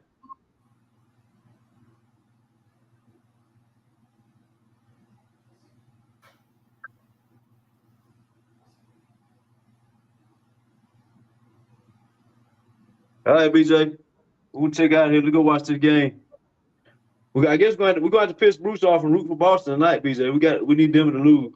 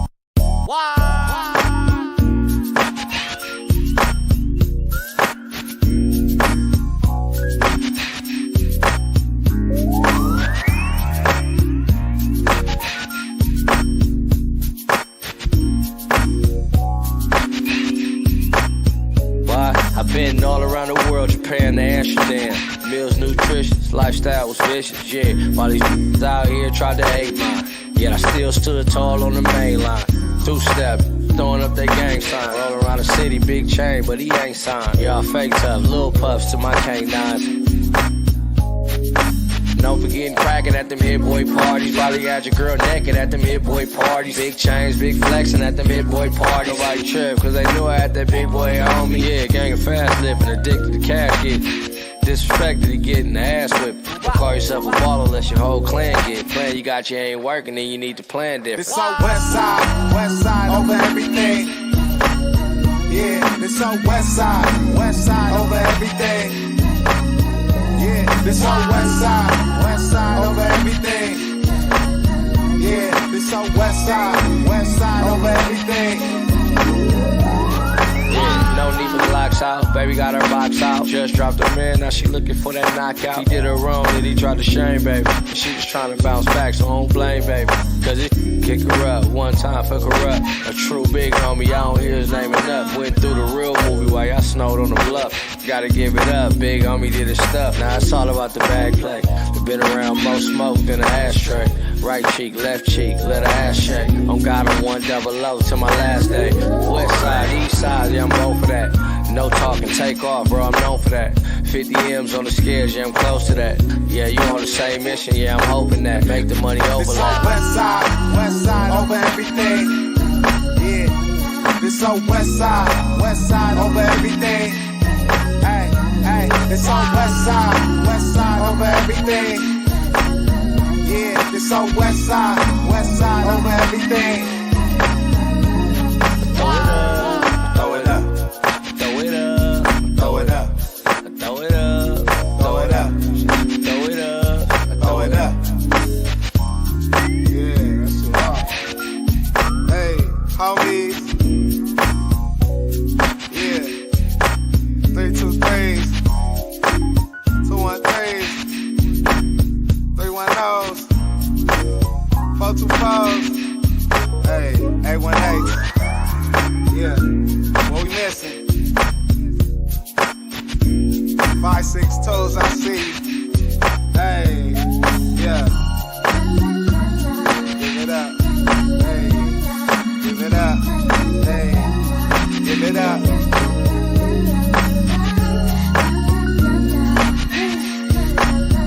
Battle Cat. Holla. That nigga Dom Kennedy. Yeah. Gotta love that. Yeah. Corrupt. We love you too.